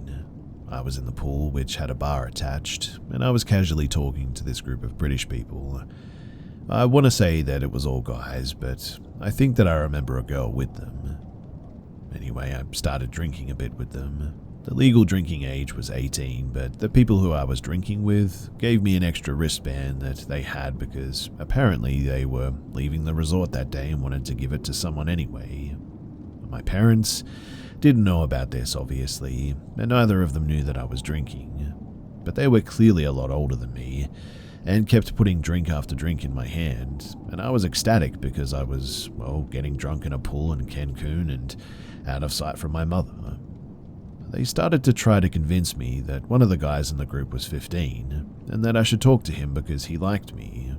But even then I knew that he definitely wasn't 15. He also wasn't as old as the others who seemed to be in their late 30s. In hindsight, I'm thinking mid to late 20s. I was young though, and just thought that they were joking around with me. But they kept telling me that he liked me and I should go hang out with him. I laughed it off the first time, but they kept suggesting. Keep in mind, this whole time my dad was in the same pool talking to his friend, and he had his eyes on me for almost the whole time. My parents are very strict. He didn't know what I was drinking was alcoholic, and the pool was big enough that you couldn't hear what was being said. At that point, I was totally wasted though, and my first time actually getting seriously drunk like that. I don't even remember leaving the pool with this guy trying to tell me that he was 15, but apparently I was stupid enough to do this because I remember thinking that he was cute. The resort is huge, mind you, and I don't know how I don't remember walking through the whole thing and not remembering it. I often wonder what we actually spoke about. But the next thing that I do remember is walking and approaching a bus stop that was maybe a 10-minute walk from the resort. I know it was 10 minutes because my family and I often went to this bus stop to explore Cancun. He told me that I had a nice body and asked if I had ever had sex before. I just started laughing, and he sat on the bus bench and pulled me onto his lap at this point. My world is spinning, so I don't protest, even though I remember thinking that I wanted to be back at the pool. It was then, too, that something absolutely beautiful happened. I threw up all over him. Remember, I'm on his lap at this point, so it was like right in his face and on his chest and everything. And I just kept throwing up too, like the Exorcist level projectile vomiting. He was extremely grossed out by this, and I don't remember what was said, but we ended up walking back to the resort and I never saw him again. I do remember feeling really embarrassed though, which is ridiculous in hindsight. I wobbled back to the pool area, covered in throw up, where my mum had called the police and her and my dad were freaking out. My mum's piercing voice sobered me up a bit because I remember these parts a lot clearer, even though they're still a little bit hazy. But they saw how drunk I was and demanded to know what had happened, so I told them. Then they got furious. My mum was adamant on finding that guy or his friends who had all disappeared from the pool at this point. I didn't really see what the big deal was back then and why she wanted to find them. To this day, I think about what would have happened though if I hadn't thrown up like that and actually left with this guy. I was 5'2" and 14 years old, and he was at least a foot taller than me, and definitely not a minor. I remember when he was close to me with no one around, and even in my extremely drunk state, I started to get a bit nervous. My parents, they took me to our hotel room, and I spent hours in the bathtub just throwing up. My mum was furious, like completely livid. I wasn't too surprised at that because she yelled at me over trivial things all the time anyway. So was my dad though, which surprised me because he's always so easygoing and honestly probably would have been a bit amused at me being drunk, throwing up. Not in a cruel way, but because I was learning a lesson about alcohol that we all eventually do, right? He actually straight up told me that at some point too before this whole vacation. But now I know that his anger wasn't directed towards me. He was cursing about that guy. I was still throwing up in the bathtub, and they had both went into the kitchen area to talk away from me, but I could vaguely hear my dad cursing terribly while speaking to my mum in our native language, and I was actually scared by this. I couldn't quite focus on his voice because I was legitimately drifting in and out of consciousness at that point. But I remember getting less scared and more just sad, I guess, because I felt like I had disappointed him. He never got mad like that towards me, but then again, I realized later that he wasn't actually angry at me, and he wasn't angry at the drinking either. He was angry at that scumbag. I do remember wondering why they were making such a big deal about it all, and it was only a few years later that I actually understood. Later on that day, because this all happened at like 2 in the afternoon, so I was at least cognizant by dinner time, I expected my mum to blow up at me over dinner when I was sober, as she usually does. That woman's like a live fuse, let me tell you, but they were both just kind of quiet and staring at me and didn't leave my side after that. I can't imagine what they were going through, knowing about the danger that I had been in just a few hours before this, staring at me like it was a miracle that I was even there anymore. I was young and stupid, but I would like to give my deep thanks and gratitude to beer for constantly annoying my stomach to the point of projectile vomiting. Without it, I honestly don't even know if I'd be here.